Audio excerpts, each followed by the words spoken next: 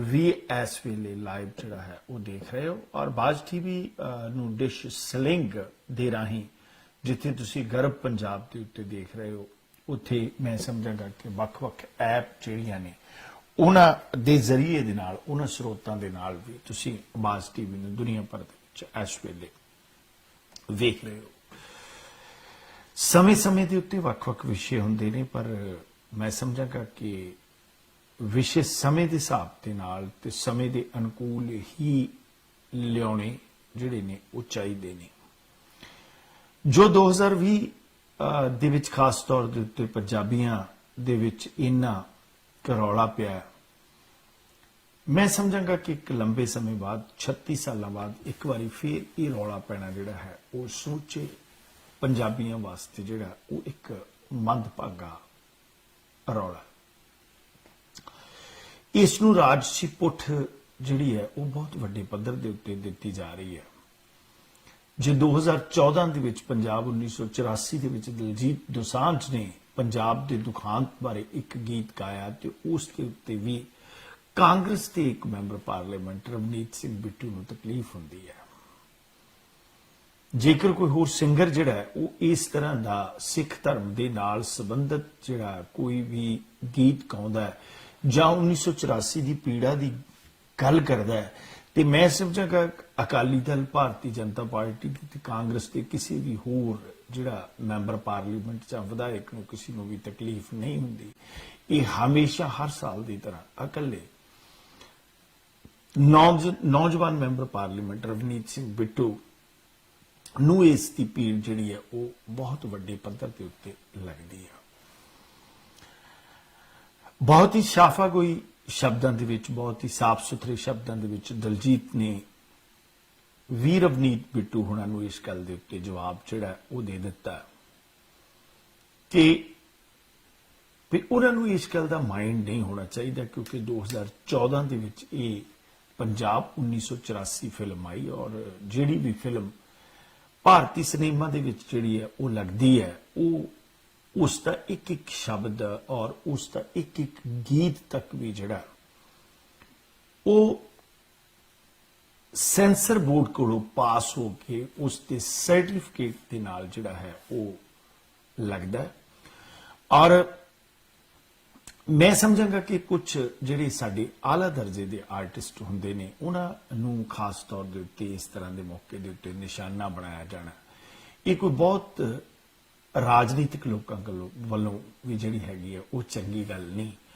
दलजीत ने बावस्ता बयान किया साडे टीवी के उत्ते भी बयान किया और होर थावां दे उत्ते भी उन्हें बयान किया कि वो जिहड़ा गीत है और उस गीत दे विच कुछ भी गलत नहीं और इथों तक कि पंजाब 1984 जिहड़ी फिल्म सी उस नूं नैशनल अवार्ड भी मिलिया होया है। ते अजिहे सारा कुछ होण दा जां ते मैं समझांगा कि रवनीत सिंह बिट्टू नूं इलम नहीं और जां मैं ये गल समझांगा कि वो उसकी तलीम जां उसकी पढ़ाई जिहड़ी है उस दे विच भी कोई कमी नहीं है। 2 बार वो मैंबर पार्लीमेंट रह चुका है वो बकायदा तौर के उत्ते आनंदपुर साहब तो मैंबर पार्लीमेंट रह चुका और इस बार वो लुधियाना तो मैंबर पार्लीमेंट है।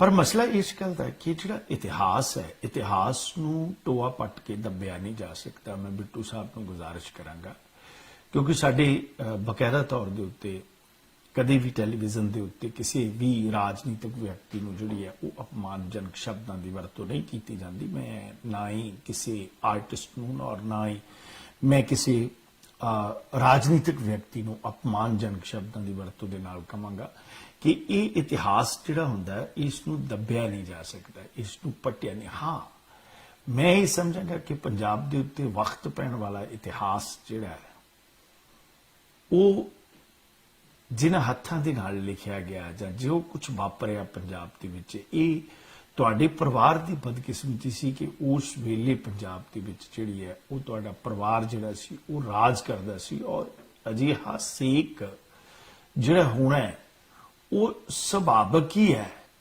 बजाए इसते कि तुसी इसके उत्ते भावुकता करो। तो मैं ये समझांगा कि तुसी मनिंदरजीत सिंह बिट्टे वाली कतार दे विच जिहड़े आ ਉਹ ਜਾ ਕੇ ਖੜੇ ਹੋ ਜਾਓਗੇ, ਕਿਉਂਕਿ ਮੈਂ ਇਹ ਸਮਝਾਂਗਾ ਕਿ ਪੰਜਾਬ ਜਾਂ ਪੰਜਾਬ ਤੋਂ ਬਾਹਰ ਦੇ ਵੀ ਕੁਝ ਲੋਕ ਜਿਹੜੇ ਆ ਉਹ ਕਦੇ ਵੀ ਉਹਨਾਂ ਨੇ ਮਨਿੰਦਰਜੀਤ ਸਿੰਘ ਬਿੱਟੇ ਵਾਲੀ ਕਤਾਰ ਦੇ ਵਿੱਚ ਖੜੇ ਹੋ ਕੇ ਜਿਹੜੀ ਹੈ ਉਹ ਗੱਲ ਨਹੀਂ ਕੀਤੀ। ਪੰਜਾਬ ਦੇ ਲੋਕ ਜਾਂ ਹੋਰ ਲੋਕ ਜਿਹੜੇ ਨੇ ਉਹ ਕਦੇ ਵੀ ਇਹ ਗੱਲ ਨਹੀਂ ਕਰਦੇ ਕਿ ਪੰਜਾਬ ਦੇ ਵਿੱਚ ਜਿਹੜੀ ਹੈ ਉਹ ਬਦ ਅਮਨੀ ਹੋਵੇ।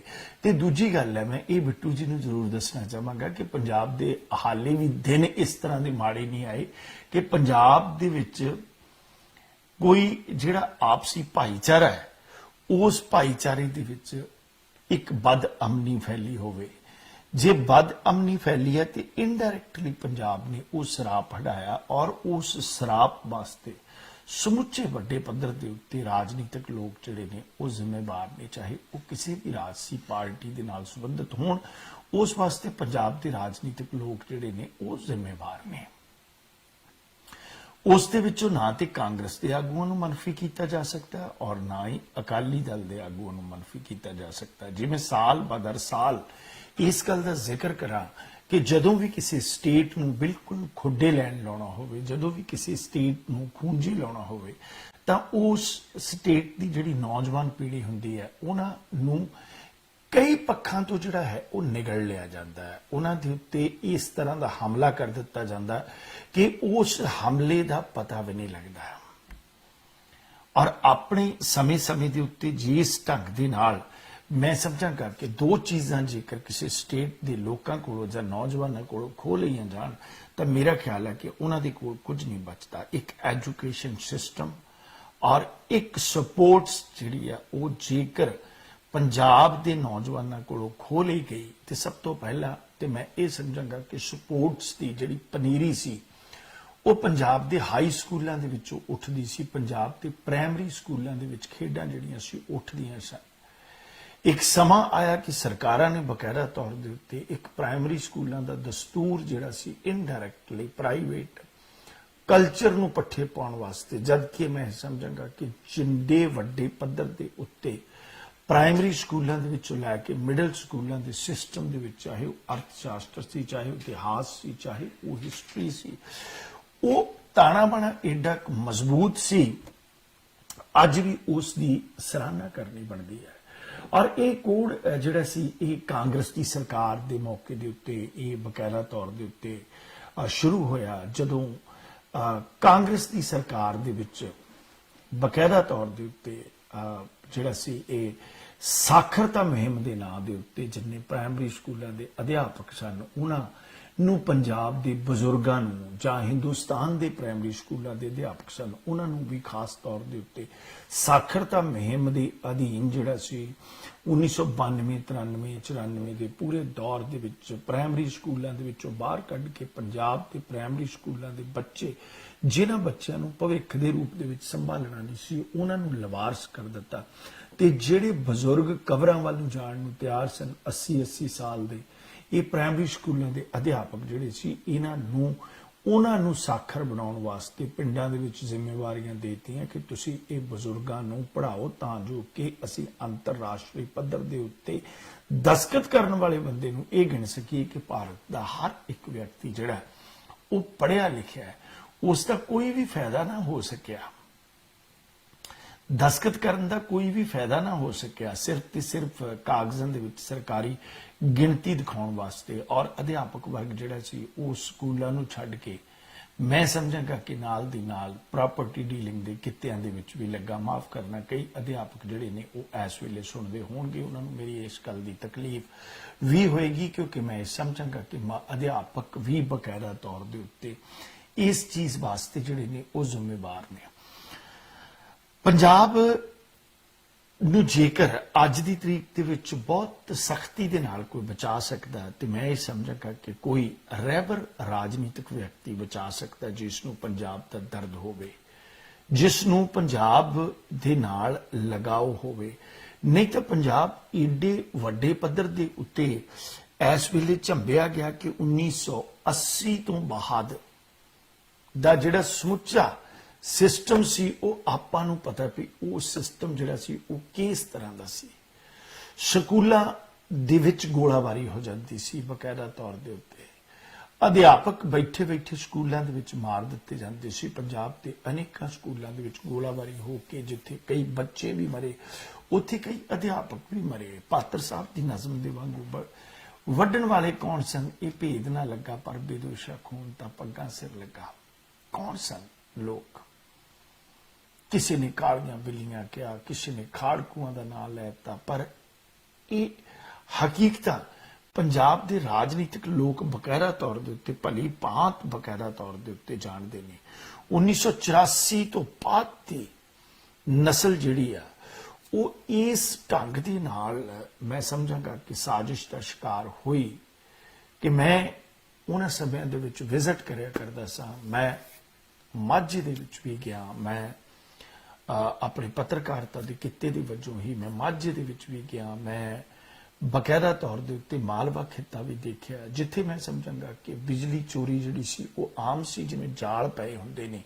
ਔਰ ਉੱਥੇ ਸਕੂਲਾਂ ਦਾ ਹਾਲ ਇਹ ਸੀ ਸਿਸਟਮੈਟਿਕਲੀ ਕਿ ਕੋਈ ਅਧਿਆਪਕ ਜਾਂ ਕੋਈ ਫਲਾਈਂਗ ਸਕੁਐਡ ਜਿਹੜਾ ਸੀ ਉਹ ਕਦੇ ਵੀ ਕਿਸੇ ਵਿਦਿਆਰਥੀ ਨੂੰ ਨਕਲ ਮਾਰਨ ਤੋਂ ਨਹੀਂ ਰੋਕ ਸਕਦਾ ਸੀ। ਉਹ ਪਨੀਰੀ ਪੈਦਾ ਹੋਣੀ ਸੀ ਔਰ ਉਹ ਇੱਕ ਲੰਬਾ ਦਹਾਕਾ ਚੱਲੀ। ਉਹ 93-94 ਤੱਕ ਵੀ ਉਹ ਚੱਲਦੀ ਰਹੀ। ਉਹ 8-10 ਸਾਲਾਂ ਦੇ ਦੌਰ ਨੇ ਜਿਹੜੇ ਨੌਜਵਾਨ ਜਿਹੜੇ ਸੀ ਉਹ ਐਜੂਕੇਟ ਕੀਤੇ, ਕਿਉਂਕਿ ਗਰਾਊਂਡਾਂ ਖਾਲੀ ਹੋ ਗਈਆਂ ਸਕੂਲਾਂ ਦੀਆਂ। ਗਰਾਊਂਡਾਂ ਦੇ ਵਿੱਚ, ਪਿੰਡਾਂ ਦੇ ਵਿੱਚ 5 ਵਜੇ ਤੋਂ ਬਾਅਦ ਬਕਾਇਦਾ ਤੌਰ ਦੇ ਉੱਤੇ ਮੈਂ ਸਮਝਾਂਗਾ ਕਿ ਇਹ ਮੁਰਦਾਗਿਰੀ ਪਸਰ ਜਾਂਦੀ ਸੀ ਕਿ ਕੋਈ ਆ ਕੇ ਕੋਈ ਗੋਲੀਆਂ ਦੀ ਵਿਛਾੜ ਕਰੇਗਾ। ਇਹ ਕਾਂਡ ਅੱਖੀ ਦੇਖੇ ਹੋਏ ਨੇ। ਕੋਈ ਆ ਕੇ ਪੁਲਿਸ ਵਾਲੇ ਮੁੱਛ-ਫੁੱਟ ਗੱਭਰੂਆਂ ਨੂੰ 14-14, 15-15 ਸਾਲ ਦੇ ਗੱਭਰੂਆਂ ਨੂੰ ਚੁੱਕ ਕੇ ਲੈ ਜਾਣਗੇ। ਫਿਰ ਕੋਈ ਸਿਵਲ ਕੱਪੜਿਆਂ ਦੇ ਵਿੱਚ ਆਉਣਗੇ, ਉਹਨਾਂ ਦਾ ਪਤਾ ਹੀ ਨਹੀਂ ਲੱਗੇਗਾ ਕਿ ਉਹ ਕੌਣ ਨੇ। ਗੋਲੀਆਂ ਚਲਾ ਕੇ ਚਲੇ ਜਾਣਗੇ। ਮਰੇਗਾ ਕੌਣ? ਪੰਜਾਬ ਦਾ ਪੁੱਤ। ਔਰ ਅਜਿਹੀਆਂ ਘਟਨਾਵਾਂ ਬਹੁਤ ਪਿੰਡਾਂ ਦੇ ਵਿੱਚ ਹੋਈਆਂ। ਪਿੰਡਾਂ ਦੇ ਵਿੱਚ ਲੋਕ ਇਸ ਡਰ ਤੇ ਸਹਿਮ ਦੇ ਸਾਏ ਦੇ ਵਿੱਚ ਜੀ ਰਹੇ ਸਨ ਬਕਾਇਦਾ ਤੌਰ ਦੇ ਉੱਤੇ ਕਿ ਪਿੰਡਾਂ ਦੇ ਵਿੱਚ ਰਾਤ ਨੂੰ ਲਾਈਟਾਂ ਜਗਣੀਆਂ ਵੀ ਜਿਹੜੀਆਂ ਸੀ ਉਹ ਮੁਹਾਲ ਹੋਈਆਂ ਹੁੰਦੀਆਂ ਸਨ। ਔਰ ਖਾਸ ਤੌਰ ਦੇ ਉੱਤੇ ਜਿਹੜੀ ਪੰਜਾਬ ਦੇ ਵਿੱਚ ਐਜੂਕੇਸ਼ਨ ਤੇ ਸਪੋਰਟਸ ਨੂੰ ਸੱਟ ਲੱਗੀ, ਉਸ ਦੇ ਵਿੱਚ ਇੱਕ ਛੋਟਾ ਜਿਹਾ ਰਾਜ ਜਿਹੜਾ ਪੰਜਾਬ ਦੇ ਵਿੱਚੋਂ ਨਿਕਲਿਆ ਸੀ, ਹਰਿਆਣਾ, ਕਿੰਨੇ 골ਡ ਮੈਡਲਾਂ ਦਾ ਵਾਰਸ ਬਣ ਗਿਆ। ਤੇ ਸਾਡੇ ਪੱਲੇ ਕੀ ਪਿਆ ਪੰਜਾਬੀਆਂ ਦੇ? ਸਾਡੇ ਪੱਲੇ ਘੱਟੋ ਘੱਟ 12 ਸਾਲਾਂ ਦੀ ਇੱਕ ਉਹ ਨਸਲ ਪਈ ਜਿਨ੍ਹਾਂ ਨੇ ਉਸ ਤੋਂ ਅਗਲੇ ਸਮਿਆਂ ਦੇ ਵਿੱਚ ਰਿਸ਼ਵਤਾਂ ਲੈ ਕੇ ਅਧਿਆਪਕ ਲੱਗਣਾ ਸੀ, ਜਿਹੜੇ ਆਪ ਪੜਾਉਣ ਦੇ ਕਾਬਲ ਨਹੀਂ ਸਨ। ਜ਼ਿੰਮੇਵਾਰ ਕੌਣ ਹੈ? ਜ਼ਿੰਮੇਵਾਰ ਬਕਾਇਦਾ ਤੌਰ ਦੇ ਉੱਤੇ ਇੱਕ ਰਾਜਨੀਤਿਕ ਵਰਗ ਜਿਹੜਾ ਉਹ ਬਹੁਤ ਵੱਡੇ ਪੱਧਰ ਦੇ ਉੱਤੇ, ਇੱਕ ਨਹੀਂ ਸਮੁੱਚਾ ਰਾਜਨੀਤਿਕ ਵਰਗ ਜਿਹੜਾ ਉਹ ਜ਼ਿੰਮੇਵਾਰ ਹੈ। ਜੇਕਰ ਪੰਜਾਬ ਦੇ ਵਿੱਚੋਂ ਇਹ ਹਾਲਾਤ ਹੋਏ ਤਾਂ 1984 ਤੋਂ ਬਾਅਦ ਦੀ ਗੱਲ ਹੈ। 1992 ਤੋਂ 97 ਦੇ ਵਿੱਚ ਰੱਜ ਕੇ ਪੰਜਾਬੀਅਤ ਦਾ ਕਤਲ ਹੋਇਆ। 97 ਤੋਂ ਬਾਅਦ ਨਾਲ ਦੀ ਨਾਲ ਮੈਂ ਸਮਝਾਂਗਾ ਕਿ ਪੰਜਾਬ ਦੇ ਵਿੱਚ ਇੱਕ ਇਦਾਂ ਦਾ ਦੌਰ ਆ ਗਿਆ ਜਿਸ ਨੂੰ ਅਸੀਂ ਨਸ਼ੇ ਦੀ ਆਮਦ ਵਾਲਾ ਦੌਰ ਜਿਹੜਾ ਸੀ ਉਹ ਕਹਿ ਸਕਦੇ ਸੀ, ਜਿਸ ਦੇ ਵਿੱਚ ਪੰਜਾਬ ਦੇ ਵਿੱਚ ਡਿਲੀਵਰ ਹੋਇਆ ਨਸ਼ਾ, ਜਿਹਨੂੰ ਅਸੀਂ ਸਿੰਥੈਟਿਕ ਡਰੱਗ ਕਹਿੰਦੇ ਆ, ਸਿੰਥੈਟਿਕ ਡਰੱਗ ਕਹਿੰਦੇ ਆ। ਇਹ ਵਕਤ ਸੀ ਸ਼੍ਰੋਮਣੀ ਅਕਾਲੀ ਦਲ ਦੀ ਸਰਕਾਰ ਦਾ, ਕਿਉਂਕਿ ਅਕਾਲੀ ਦਲ ਦੇ ਕੋਲ ਰਾਜ ਭਾਗ ਜਿਹੜਾ ਸੀ ਉਹ ਬਹੁਤ ਲੰਬੇ ਸਮੇਂ ਬਾਅਦ ਆਇਆ ਸੀ। ਬਹੁਤ ਲੰਬੇ ਸਮੇਂ ਬਾਅਦ ਰਾਜ ਭਾਗ ਆਉਣ ਦੇ ਨਾਲ ਅਕਾਲੀ ਦਲ ਦੇ ਰਾਜਸੀ ਆਗੂ ਜਿਹੜੇ ਸੀ ਉਹਨਾਂ ਦੀ ਆਰਥਿਕ ਦਸ਼ਾ ਜਿਹੜੀ ਹੈ ਉਹਨਾਂ ਤੋਂ ਵੀ ਮੈਂ ਨਾਵਾਕਫ ਨਹੀਂ। ਕਈ ਮੰਤਰੀ ਇਸ ਤਰ੍ਹਾਂ ਦੇ ਅਕਾਲੀ ਦਲ ਦੀ 97 ਵਾਲੀ ਵਜ਼ਾਰਤ ਦੇ ਵਿੱਚ ਵੀ ਸ਼ਾਮਲ ਹੋਏ ਜਿਨ੍ਹਾਂ ਲੋਕਾਂ ਨੇ ਆਪਣੇ ਜਿਹੜੀਆਂ ਮਰੂਤੀ ਕਾਰਾਂ ਸੀ ਉਹਨਾਂ ਦੇ ਵਿੱਚ ਪੈਟਰੋਲ ਦੀ ਖਪਤ ਤੋਂ ਤੰਗ ਆ ਕੇ ਡੀਜ਼ਲ ਦੇ ਇੰਜਨ ਰਖਾਏ ਹੋਏ ਸਨ। ਅੱਜ ਦੇ ਕਈ ਰਾਜ ਸਭਾ ਮੈਂਬਰਾਂ ਨੂੰ ਮੈਂ ਜਾਣਦਾ ਹਾਂ ਜਿਨ੍ਹਾਂ ਦੀ ਗੱਡੀ ਡੀਜ਼ਲ ਜਿਹੜੀ ਆ ਉਹ ਧੱਕੇ ਨਾਲ ਸਟਾਰਟ ਕਈ ਵਾਰੀ ਕਰਨੀ ਪੈਂਦੀ ਸੀ ਵੀ ਇਹ ਸਟਾਰਟ ਨਹੀਂ ਹੋ ਰਹੀ। ਇਹ ਰਾਜਨੀਤਿਕ ਆਰਥਿਕ ਮੰਦਹਾਲੀ ਦਾ ਇੱਕ ਇਦਾਂ ਦਾ ਦੌਰ ਸੀ ਕਿ ਜਿਸ ਢੰਗ ਨਾਲ ਵੀ ਪੰਜਾਬ ਨੂੰ ਲੁੱਟਿਆ ਜਾ ਸਕਦਾ ਪੰਜਾਬ ਨੂੰ ਲੁੱਟ ਲਿਆ ਜਾਵੇ, ਜਿਸ ਢੰਗ ਨਾਲ ਵੀ ਪੰਜਾਬ ਨੂੰ ਕੁੱਟਿਆ ਜਾ ਸਕਦਾ ਇੱਕ ਸੋਨੇ ਦੀ ਖਾਣ ਹੈ। ਇਸ ਦੇ ਵਿੱਚ ਆਮਦ ਕਰ ਲਈ ਜਾਵੇ। ਔਰ 97 ਵਾਲੀ ਬਾਜ਼ਾਰ ਦੇ ਵਿੱਚ ਵੀ ਮੈਂ ਇਹ ਸਮਝਾਂਗਾ ਕਿ ਕਦੇ ਵੀ ਕਾਂਗਰਸੀਆਂ ਤੇ ਅਕਾਲੀਆਂ ਨੇ ਆਪਣੇ ਆਪ ਨੂੰ ਦੋ ਨਹੀਂ ਸਮਝਿਆ। ਜਿੱਥੇ ਵੀ ਕਿਤੇ ਪੰਜਾਬ ਨੂੰ ਲੁੱਟਣ ਦੀ ਵਾਰੀ ਆਈ, ਉੱਤਰ ਕਾਟੂ ਮੈਚ ਨਾ ਦੋਵਾਂ ਹੱਥਾਂ ਦੇ ਨਾਲ ਰਲ ਕੇ ਬਕਾਇਦਾ ਤੌਰ ਤੇ A ਟੀਮ ਬਣ ਕੇ ਔਰ B ਟੀਮ ਬਣ ਕੇ, ਜਿਸ ਦੇ ਅਨੇਕਾਂ ਸਬੂਤ ਜਿਹੜੇ ਨੇ ਉਹ ਅੱਜ ਵੀ ਸਾਨੂੰ ਮਿਲ ਜਾਂਦੇ ਨੇ ਕਿ ਇਹਨਾਂ ਥਾਵਾਂ ਦੇ ਉੱਤੇ ਇਹਨਾਂ ਜਗ੍ਹਾ ਦੇ ਉੱਤੇ ਕਿਹੜੇ ਕਾਂਗਰਸੀ ਤੇ ਕਿਹੜੇ ਅਕਾਲੀ ਮਿੱਤਰਾਂ ਦੀ, ਕਿਉਂਕਿ ਮਸਲਾ ਇਸ ਗੱਲ ਦਾ ਕਿ ਇਹ ਰਿਸ਼ਤੇ ਜਿਹੜੇ ਸੀ ਇਹ ਸ਼ਕੀਰੀਆਂ ਦੀ ਪੰਜੀਰੀ ਦੇ ਵਿੱਚੋਂ ਉੱਗੇ ਹੋਏ ਸਨ। ਇਹ ਸ਼ਕੀਰੀਆਂ ਦੇ ਵਿੱਚੋਂ ਪੁੰਗਰੇ ਹੋਏ ਰਿਸ਼ਤੇ ਸਨ। ਇਹ ਸ਼ਕੀਰੀਆਂ ਤੋਂ ਬਾਹਰ ਨਹੀਂ ਜਾ ਸਕਦੇ। 97 ਤੋਂ ਬਾਅਦ ਡਰੱਗ ਦੇ ਵਿੱਚ ਧੱਕਿਆ ਪੰਜਾਬ ਜਿਹੜਾ ਉਹ ਹੌਲੀ ਹੌਲੀ ਇੱਕ ਐਸੀ, ਮੈਂ ਸਮਝਾਂਗਾ ਕਿ ਬਦਸ਼ਕਲੀ ਵੱਲ ਮੁੜ ਗਿਆ ਕਿ ਜਦੋਂ ਕਦੀ ਇਹ ਕਿਆਸ ਅਰਾਈ ਕੀਤੀ ਜਾਂਦੀ ਸੀ ਕਿ ਪੰਜਾਬ ਦੇ ਵਿੱਚ ਕਿਧਰੇ ਬਿਹਾਰ ਵਰਗਾ ਰਾਜ ਤੇ ਨਹੀਂ ਹੋਣ ਲੱਗਿਆ। ਅੱਜ ਬਿਹਾਰ ਜਿਹੜਾ ਹੈ ਉਹ ਪੂਰੇ ਦਾ ਪੂਰਾ ਡਰਾਈ ਜ਼ੋਨ ਹੈ। ਅੱਜ ਬਿਹਾਰ ਦੇ ਵਿੱਚ ਡਰੱਗ ਜਿਹੜੇ ਨੇ ਉਹ ਬੰਦ ਨੇ। ਬਿਹਾਰ ਦੇ ਵਿੱਚ ਹਾਲਾਤ ਜਿਹੜੇ ਨੇ ਉਹ ਕਦੇ ਉਸ ਤਰ੍ਹਾਂ ਦੇ ਹਾਲਾਤ ਜਿਹੜੇ ਥੋੜੇ ਜਿਹੇ ਸਾਫ਼ ਸੁਥਰੇ ਹੁੰਦੇ ਸਨ ਪੰਜਾਬ ਦੇ ਵਿੱਚ ਉਸ ਵਰਗੇ ਨੇ। ਔਰ ਅੱਜ ਪੰਜਾਬ ਦੇ ਰਾਜਨੀਤਿਕ ਖੇਮਿਆਂ ਦੇ ਵਿੱਚੋਂ ਬਕਾਇਦਾ ਤੌਰ ਦੇ ਉੱਤੇ ਮੈਂ ਸਮਝਾਂਗਾ ਕਿ ਤਲਵਾਰਾਂ ਦੀ ਛਾਂ ਨਿਕਲਦੀ ਹੈ। 10 ਸਾਲ ਅਕਾਲੀ ਦਲ ਦੇ ਰਾਜ ਸਮੇਂ ਇੱਕ ਗੈਂਗਸਟਰ ਵਰਗ ਜਿਹੜਾ ਸੀ ਉਹ ਏਡੇ ਵੱਡੇ ਪੱਧਰ ਦੇ ਉੱਤੇ ਪੁੰਗਰਿਆ ਕਿ ਉਹ ਗੈਂਗਸਟਰ ਕੋਈ ਹੋਰ ਨਹੀਂ ਸਨ। ਵਿਦੇਸ਼ੀ ਲੋਕਾਂ ਵੱਲੋਂ ਪੰਜਾਬ ਦੇ ਅੰਦਰ ਰਾਜਨੀਤਿਕ ਅਤੇ ਪੁਲਿਸ ਮੁਲਾਜ਼ਮਾਂ ਦੇ ਨਾਲ ਆਪਣੇ ਵਧੀਆ ਹੱਥ ਤੇ ਜੱਫੀਆਂ ਪਾਉਣ ਦੇ ਨਾਲ ਆਪਣੇ ਪਿੰਡਾਂ ਤੇ ਇਲਾਕਿਆਂ ਦੇ ਵਿੱਚ ਆਪਣੀ ਸ਼ਾਨ ਤੇ ਖੁਸ਼ਬੂ ਨੂੰ ਹੋਰ ਮਜ਼ਬੂਤ ਕਰਨ ਵਾਸਤੇ ਕਬੱਡੀ ਦੇ ਕੱਪ ਕਰਵਾਏ ਗਏ। ਹਰ ਪਿੰਡ ਦੇ ਵਿੱਚ ਕਰਵਾਇਆ ਜਾਣ ਵਾਲਾ ਕੱਪ ਅੰਤਰਰਾਸ਼ਟਰੀ ਕਬੱਡੀ ਕੱਪ ਹੁੰਦਾ। ਮਾਂ ਖੇਡ ਕਬੱਡੀ ਇੱਕ ਬਾਜ਼ਾਰੂ ਗੇਮ ਬਣ ਗਈ। ਅਕਾਲੀ ਦਲ ਨੇ ਕਬੱਡੀ ਤੋਂ ਰਾਜਨੀਤੀ ਵੀ ਬਕਾਇਦਾ ਤੌਰ ਦੇ ਉੱਤੇ ਜਿਹੜੀ ਹੈ ਉਹ ਬਟੋਰੀ। ਇਸ ਗੱਲ ਦੇ ਵਿੱਚ ਕੋਈ ਦੋ ਰਾਮਾ ਨਹੀਂ ਕਿ ਕਬੱਡੀ ਨੂੰ ਪ੍ਰਮੋਟ ਨਹੀਂ ਕਰਨਾ ਚਾਹੀਦਾ, ਪਰ ਜਿਸ ਢੰਗ ਦੇ ਨਾਲ ਕਬੱਡੀ ਨੂੰ ਪ੍ਰਮੋਟ ਕੀਤਾ ਗਿਆ, ਜਿਸ ਢੰਗ ਦੇ ਨਾਲ ਕਬੱਡੀ ਮਾਂ ਖੇਡ ਜਿਸ ਨੂੰ ਕਿਹਾ ਜਾਂਦਾ ਸੀ, ਉਸ ਦੀ ਜਿਹੜੀ ਸੀ ਡੋਪ ਟੈਸਟਾਂ ਦੇ ਵਿੱਚ ਪੱਤ ਲੱਥੀ। ਮੈਂ ਸਮਝਾਂਗਾ ਕਿ ਮਾਂ ਦੇ ਕੱਪੜੇ ਲਾਉਣੇ ਚਾਹਣ, ਮਾਂ ਦੀ ਵੇਖੋ ਪੁੱਤ ਜਵਾਨ ਹੋਣ ਨਾ ਪੰਜ ਪਾਣੀ ਬਦਨਾਮ। ਪੰਜ ਪਾਣੀ ਬਦਨਾਮ ਕਰਕੇ ਰੱਖ ਦਿੱਤੇ, ਪਾਣੀ ਤੇ ਪੰਜ ਬਚੇ ਨਹੀਂ, ਪਾਣੀ ਤੇ ਬਚੇ ਦੋ, ਬਦਨਾਮ ਕਰਕੇ ਰੱਖ ਦਿੱਤੇ। ਇੱਕ ਰਾਜਨੀਤਿਕ ਟਿੱਡੀ ਦਲ ਦਾ ਹਮਲਾ ਪੰਜਾਬ ਦੇ ਉੱਤੇ ਬਹੁਤ ਵੱਡੇ ਪੱਧਰ ਦੇ ਉੱਤੇ ਸੀ। ਸਰਕਾਰਾਂ ਬਦਲੀਆਂ, ਬਕਾਇਦਾ ਤੌਰ ਦੇ ਉੱਤੇ ਇਹ ਕਬੱਡੀ ਦੇ ਜਿਹੜੇ ਖਿਡਾਰੀ ਸੀ ਇਹ ਬਿਲਕੁਲ ਸਧਾਰਨ ਘਰਾਂ ਦੇ ਵਿੱਚੋਂ ਪਿੰਡਾਂ ਦੇ ਜਾਏ, ਪਿੰਡਾਂ ਦੇ ਵਿੱਚ ਮਿਹਨਤਾਂ ਕਰਕੇ ਪੇਂਡੂ ਮੁੰਡੇ ਜਿਹੜੇ ਸੀ ਇਹ ਸਨ। ਜਦੋਂ ਇਹ ਚਕਾਚੌਂਧ ਵਾਲੀ ਜ਼ਿੰਦਗੀ ਦੇ ਵਿੱਚ ਪਏ ਔਰ ਇਸੇ ਢੰਗ ਦੇ ਨਾਲ ਵਿਦੇਸ਼ਾਂ ਤੋਂ ਜਾਂਦੇ ਕਬੱਡੀ ਪ੍ਰਮੋਟਰ ਇਹਨਾਂ ਨੂੰ ਚਕਾਚੌਂਧ ਵਾਲੀ ਜ਼ਿੰਦਗੀ ਦੇ ਵਿੱਚ ਪਾਉਂਦੇ ਗਏ ਔਰ ਬਕਾਇਦਾ ਤੌਰ ਦੇ ਉੱਤੇ ਇਨਡਾਇਰੈਕਟਲੀ ਇਹਨਾਂ ਦੀਆਂ ਰਾਹਾਂ ਤੇ ਇਹਨਾਂ ਦੇ ਰਸਤੇ ਜਿਹੜੇ ਸੀ ਉਹ ਰਾਜਨੀਤਿਕ ਲੋਕਾਂ ਦੇ ਨਾਲ ਆਂਢ ਕਾਂਢ ਸਾਂਢ ਕਰਵਾਉਂਦੇ ਰਹੇ। ਜਿੱਥੋਂ ਉੱਗੇ ਪੰਜਾਬ ਦੇ ਵਿੱਚ ਗੈਂਗਸਟਰ ਗਰੁੱਪ, ਜਿੱਥੋਂ ਸ਼ੁਰੂ ਹੋਈ ਪੰਜਾਬ ਦੇ ਵਿੱਚ ਗੈਂਗਵਾਰ। ਜੇ ਅੱਜ ਦੀ ਤਰੀਕ ਦੇ ਵਿੱਚ ਵੀ ਇਹ ਗੱਲ ਕਰਨੀ ਹੋਵੇ ਤਾਂ ਮੈਂ ਸਮਝਾਂਗਾ ਕਿ ਛੋਟੇ ਜਿਹੇ ਪੰਜਾਬ ਦੇ ਵਿੱਚ ਗੈਂਗਵਾਰ ਨੇ ਕਿੰਨੇ ਨੌਜਵਾਨ ਖਾਦੇ ਨੇ। ਜੇਕਰ ਕਿਤੇ ਉਸ ਚੀਜ਼ ਦਾ 10 ਸਾਲ ਦਾ ਹਿਸਾਬ ਲਾ ਲਿਆ ਜਾਵੇ ਤਾਂ ਉਸ ਦੇ ਵਾਸਤੇ ਬਕਾਇਦਾ ਤੌਰ ਦੇ ਉੱਤੇ ਉਹਨਾਂ ਜਿਹੜੀਆਂ ਜਾਨਾਂ ਨੇ ਉਹਨਾਂ ਦੇ ਵਿੱਚ ਜਾਣ ਦੇ ਵਿੱਚ ਹਿੱਸਾ ਜਿਹੜਾ ਹੈ ਉਹ ਬਾਦਸਤੂਰ ਵਿਦੇਸ਼ੀ ਪ੍ਰਮੋਟਰਾਂ ਦਾ ਵੀ ਹੈ। ਜਦੋਂ ਕਿਤੇ ਡਰੱਗ ਡੀਲਾਂ ਦੀ ਗੱਲ ਹੁੰਦੀ ਤੇ ਡਰੱਗ ਡੀਲਾਂ ਦੇ ਵਿੱਚ ਪ੍ਰਮੋਟਰਾਂ ਦਾ ਨਾਮ ਬੋਲਦਾ, ਵਿਦੇਸ਼ੀ ਪ੍ਰਮੋਟਰਾਂ ਦਾ ਅੱਜ ਵੀ ਨਾਮ ਬੋਲਦਾ, ਕਿਉਂਕਿ ਬਕਾਇਦਾ ਤੌਰ ਤੇ ਉੱਤੇ ਸਾਨੂੰ ਚਾਹੀਦੀਆਂ ਸਨ ਲਾਲ ਬੱਤੀਆਂ ਵਾਲੀਆਂ ਗੱਡੀਆਂ ਕਿ ਇਹਨਾਂ ਦੇ ਉੱਤੇ ਲਾਲ ਬੱਤੀਆਂ ਦਾ ਪਰਛਾਵਾਂ ਪਾਉਣਾ ਚਾਹੁੰਦੇ ਸੀ। ਪਿੰਡਾਂ ਦੇ ਉਹਨਾਂ ਭੋਲੇ ਭਾਲੇ ਲੋਕਾਂ ਦੇ ਜਿਨ੍ਹਾਂ ਨੇ ਝੀਥਾਂ ਵਿੱਚ ਦੀ ਵੇਖਣੀਆਂ ਸਨ, ਪੁਰਾਣੇ ਫਲਾਣੇ ਦੇ ਫਲਾਣਾ ਵਿਦੇਸ਼ ਤੋਂ ਆਇਆ ਹੈ, ਤੁਹਾਡੀ ਤਾਂ ਪਰਫਿਊਮ ਹੀ ਬਹੁਤ ਦੂਰ ਤੱਕ ਭਾਅ ਮਾਰ ਦਿੰਦੀ ਸੀ। ਫਲਾਣਾ ਵਿਦੇਸ਼ ਤੋਂ ਆਇਆ ਹੈ, ਉਹਨਾਂ ਦੇ ਇੰਨੀਆਂ ਗੱਡੀਆਂ ਆਈਆਂ, ਉਹਨਾਂ ਦੇ ਇੰਨੀਆਂ ਵਰਦੀਆਂ ਵਾਲੇ ਸਪੀਕਰਾਂ ਦੇ ਵਿੱਚ ਬੋਲਣ ਵਾਲੇ, ਬਕਾਇਦਾ ਤੌਰ ਦੇ ਉੱਤੇ ਮੈਂ ਸਮਝਾਂਗਾ ਕਿ ਉਹਨਾਂ ਨੇ ਹੋਰ ਫੱਟੇ ਚੱਕਣੇ ਸ਼ੁਰੂ ਕਰ ਦਿੱਤੇ ਔਰ ਇਸ ਤਰ੍ਹਾਂ ਪੰਜਾਬ ਦੀ ਬਰਬਾਦੀ ਤੇ ਤਬਾਹੀ ਦਾ ਇਹ ਜਿਹੜਾ ਜ਼ਖਮ ਸੀ ਇਹ ਨਸੂਰ ਬਣ ਗਿਆ।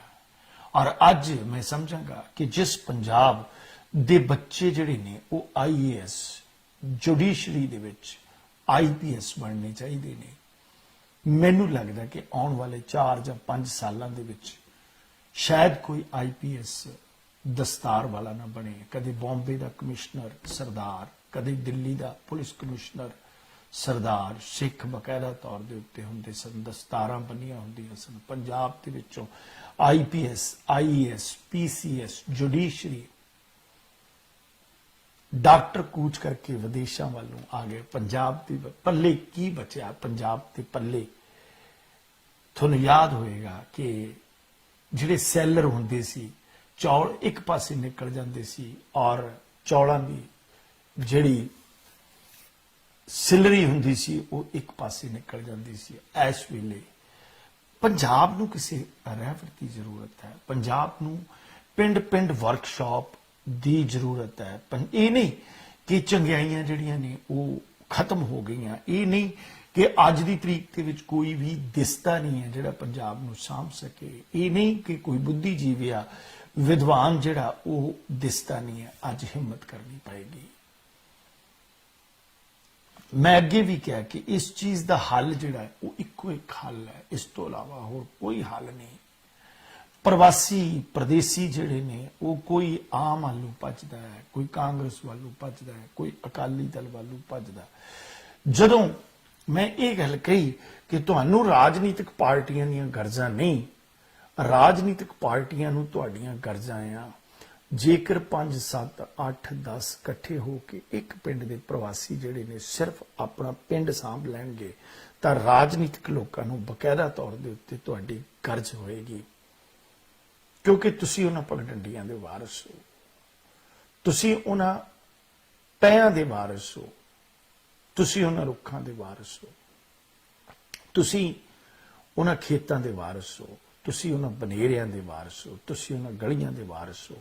ਔਰ ਇਹ ਜੇ ਕਰ ਸਕਦੇ ਜੇ ਤੇ ਇਹ ਸਿਰਫ ਤੁਸੀਂ ਕਰ ਸਕਦੇ ਆ, ਹੋਰ ਕੋਈ ਨਹੀਂ ਕਰ ਸਕਦਾ। ਇਸ ਬਦਹਾਲੀ ਦੇ ਸਫ਼ਰ ਦੇ ਉੱਤੇ ਚਿੰਤਨ ਕਰਨਗੇ ਮੇਰੇ ਨਾਲ ਪ੍ਰੋਫੈਸਰ ਗੁਰਭਜਨ ਗਿੱਲ। ਤੁਸੀਂ ਵੀ ਮੈਨੂੰ ਕਾਲ ਕਰ ਸਕਦੇ ਹੋ 516 755 ਔਰ 7776 ਦੇ ਉੱਤੇ ਮੈਨੂੰ ਕਾਲ ਕਰਕੇ ਆਪਣੇ ਵਿਚਾਰ ਇਸ ਪ੍ਰੋਗਰਾਮ ਦੇ ਵਿੱਚ ਪੇਸ਼ ਕਰ ਸਕਦੇ ਹੋ। ਪ੍ਰੋਗਰਾਮ ਜਾਰੀ ਰਹੇਗਾ ਇਸੇ ਤਰ੍ਹਾਂ। ਮਿਲਦੇ ਇੱਕ ਛੋਟੇ ਜਿਹੇ ਬ੍ਰੇਕ ਤੋਂ ਬਾਅਦ।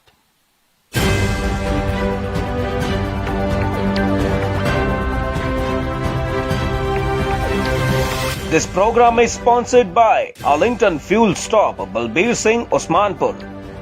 Fuel 1 Edison Fuel Stop, Jabbar Singh, Garewan. And Venko Truck and Auto Plaza, Balkeet Singh, Boparai.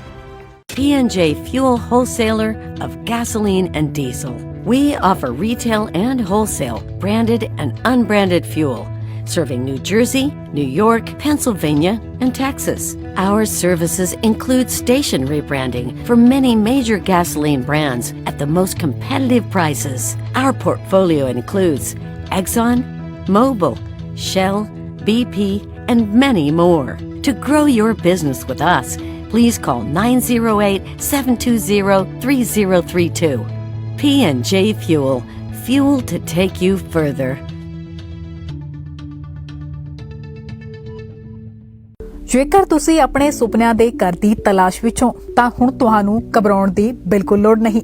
ਅਸੀਂ ਤੁਹਾਨੂੰ ਨਿਊਯਾਰਕ ਵਿੱਚ ਵਾਜਿਬ ਰੇਟ ਤੇ ਸਾਫ਼ ਸੁਥਰਾ ਘਰ ਬਣਾ ਕੇ ਅਤੇ ਰੈਨੋਵੇਟ ਕਰਕੇ ਦੇਵਾਂਗੇ। ਜੀ ਹਾਂ, ਸਾਡੇ ਕੋਲ ਨਿਊਯਾਰਕ ਵਿੱਚ ਕਈ ਘਰ ਬਿਲਕੁਲ ਤਿਆਰ ਪਏ ਨੇ। ਫਿਰ ਦੇਰ ਕਿਸ ਗੱਲ ਦੀ? ਕਾਲ ਕਰਨ ਲਈ ਡਾਇਲ ਕਰੋ 9172250888 ਤੇ। ਅਸ਼ੋਕ ਮਾਹੀ ਜੀ ਤੁਹਾਡੇ ਲਈ ਆਪਣੇ ਘਰ ਦੇ ਸੁਪਨੇ ਨੂੰ ਪੂਰਾ ਕਰਨ ਵਿੱਚ ਤੁਹਾਡੀ ਮਦਦ ਕਰਨਗੇ। ਟਰੱਕ ਡਰਾਈਵਰ ਵੀਰਾਂ ਦੀ ਭਰੋਸੇਮੰਦ ਅਰਲਿੰਗਟਨ ਫਿਊਲ ਸਟਾਪ ਇੰਟਰਸਟੇਟ 5 ਦੇ ਐਗਜ਼ਿਟ 208 ਅਰਲਿੰਗਟਨ ਵਾਸ਼ਿੰਗਟਨ ਸਟੇਟ ਅਤੇ ਕੈਲੀਫੋਰਨੀਆ ਵਿੱਚ ਲਾਸਟ ਹਿਲ ਟਰੈਵਲ ਸੈਂਟਰ ਰੂਟ 46 ਅਤੇ I-5 ਅਲੋਮਾ ਸਟਰੀਟ ਉੱਤੇ ਸਸਤਾ ਡੀਜ਼ਲ ਅਤੇ ਭਰੋਸੇਮੰਦ ਸਰਵਿਸ। ਔਖੇ ਸਮੇਂ ਤੇ ਆਪਣੇ ਡਰਾਈਵਰ ਭਰਾਵਾਂ ਦੇ ਨਾਲ ਮਦਦ ਲਈ ਖੜੇ ਹਾਂ। ਹਰ ਵੇਲੇ ਗੁੜ ਦੀ ਬਣਾਈ ਹੋਈ ਤਾਜ਼ੀ ਚਾਹ ਦਾ ਲੰਗਰ। ਵਧੇਰੇ ਜਾਣਕਾਰੀ ਲਈ ਬਲਵੀਰ ਸਿੰਘ ਉਸਮਾਨਪੁਰ ਨੂੰ ਕਾਲ ਕਰੋ। 2201 south union village Bakersfield California ਵਿਖੇ ਪੰਜਾਬੀ ਭਰਾਵਾਂ ਦਾ ਮਨਪਾਉਂਦਾ ਫਿਊਲ ਨੰਬਰ 1 ਸਟਾਪ ਅਤੇ ਯੂਨੀਅਨ ਵਿਲੇਜ ਵੈਰਾਈਟੀ ਅਤੇ ਤਾਜ਼ੇ ਖਾਣੇ ਦਾ ਭੰਡਾਰ, ਜਿੱਥੇ ਟਰੱਕਾਂ ਵਾਲੇ ਵੀਰਾਂ ਨੂੰ ਸਸਤੇ ਰੇਟਾਂ ਤੇ ਡੀਜ਼ਲ ਅਤੇ ਖਾਣ ਪੀਣ ਦੀ ਹਰ ਤਰ੍ਹਾਂ ਦੀ ਸਹੂਲਤ, ਜਿੱਥੇ ਇੰਡੀਅਨ, ਸਪੈਨਿਸ਼ ਤੇ ਵੱਖ-ਵੱਖ ਕਿਸਮਾਂ ਦੇ ਤਾਜ਼ੇ ਫੂਡਸ ਦੀ ਸੁਵਿਧਾ। ਇੱਕ ਵਾਰ ਬ੍ਰੇਕਾਂ ਮਾਰੋ, ਫੇਰ ਬ੍ਰੇਕਾਂ ਆਪਣੇ ਆਪ ਹੀ ਲੱਗਦੀਆਂ ਰਹਿਣਗੀਆਂ। ਸਾਨੂੰ ਅਜ਼ਮਾਓ। ਵਧੇਰੇ ਜਾਣਕਾਰੀ ਲਈ ਸੁੱਖੀ ਘੁੰਮਣ ਤੇ ਜੇ ਘੁੰਮਣ ਨੂੰ ਹੇਠ ਲਿਖੇ ਨੰਬਰਾਂ ਤੇ ਸੰਪਰਕ ਕਰੋ। 661 304 7500 661 885 8858। ਸੁਹਾਗ ਜੁਐਲਰਸ ਪੰਜਾਬੀਆਂ ਦਾ ਆਪਣਾ ਜੁਐਲਰੀ ਸਟੋਰ। ਵਿਆਹ ਸ਼ਾਦੀ ਤੇ ਹੋਰ ਮੌਕਿਆਂ ਲਈ ਲੇਟੈਸਟ ਡਿਜ਼ਾਈਨ ਦੇ ਗਹਿਣੇ ਵਾਜਿਬ ਕੀਮਤ ਤੇ ਖਰੀਦਣ ਦੇ ਲਈ Suhag jewellers, Oak Tree Road, Iselin, New Jersey. Call Surinder or Anu at 732-283-1200 or 732-283-3600। ਪੰਜਾਬੀਆਂ ਦਾ ਮਨ ਪਾਉਂਦਾ ਸਟੋਰ ਸੁਹਾਗ jewellers, 1367 Oak Tree Road, Islin, New Jersey।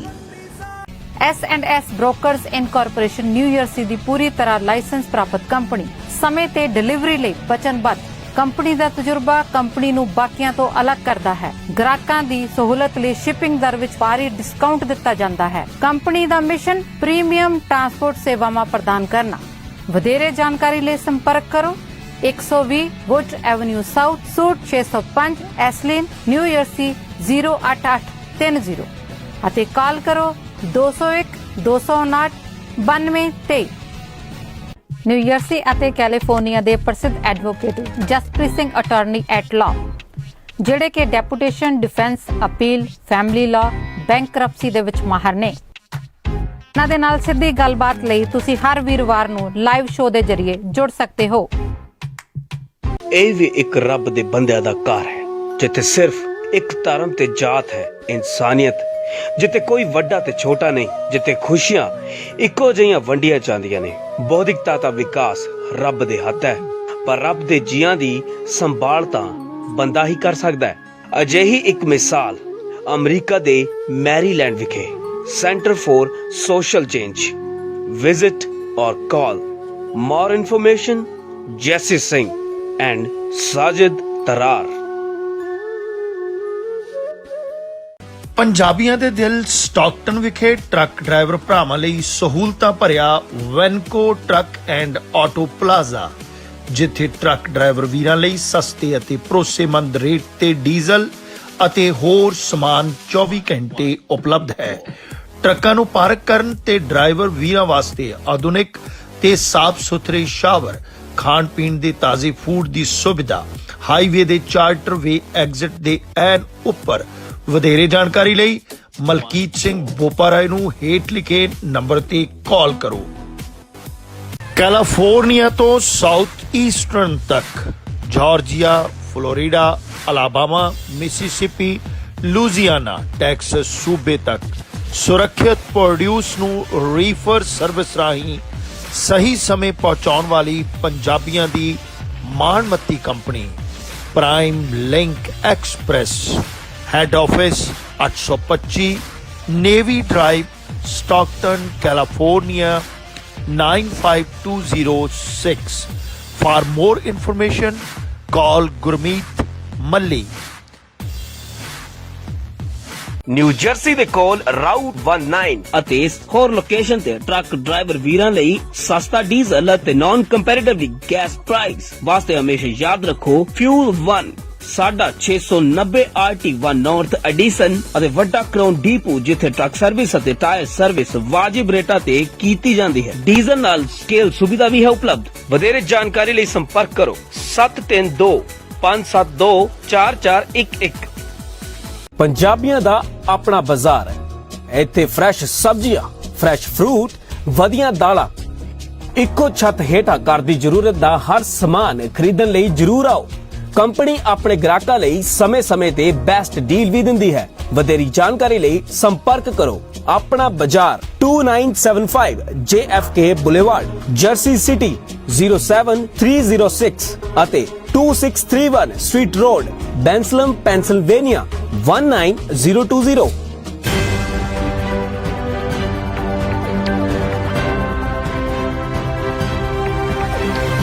This program is sponsored by Arlington Fuel Stop, Balbir Singh, Osmanpur. Fuel 1 Edison Fuel Stop, Jabbar Singh, Garewal. And Venko Truck and Auto Plaza, Balkeet Singh, Boparai. Subhash ਦੀ ਪ੍ਰਵਾਸ ਦੇ ਨਾਲ ਮੁੜ ਹਾਜ਼ਰ ਹਾਂ ਅਸੀਂ ਤੁਹਾਡੀ ਖਿਦਮਤ ਦੇ ਵਿੱਚ। ਇੰਤਜ਼ਾਰ ਰਹੇਗਾ ਸਕਰੀਨ ਦੇ ਉੱਤੇ ਆ ਰਹੇ ਨੰਬਰਾਂ ਦੇ ਉੱਤੇ ਤੁਹਾਡੇ ਵਿਚਾਰਾਂ ਦਾ ਕਿ ਕੀ ਪੰਜਾਬ ਦੀ ਸਾਰ ਲਈ ਜਾ ਸਕਦੀ ਹੈ। ਜੇ ਸਾਰ ਲਈ ਜਾ ਸਕਦੀ ਹੈ ਤੇ ਕੌਣ ਸਾਰ ਲੈ ਸਕਦਾ, ਕਿਉਂਕਿ ਅਸੀਂ ਬਹੁਤ ਵੱਡੇ ਪੱਧਰ ਦੇ ਉੱਤੇ ਕਈ ਵਾਰੀ ਇਸ ਤਰ੍ਹਾਂ ਦੀਆਂ ਜਿਹੜੀਆਂ ਡਿਸਕਸ਼ਨ ਹੈ ਉਹ ਕੀਤੀਆਂ।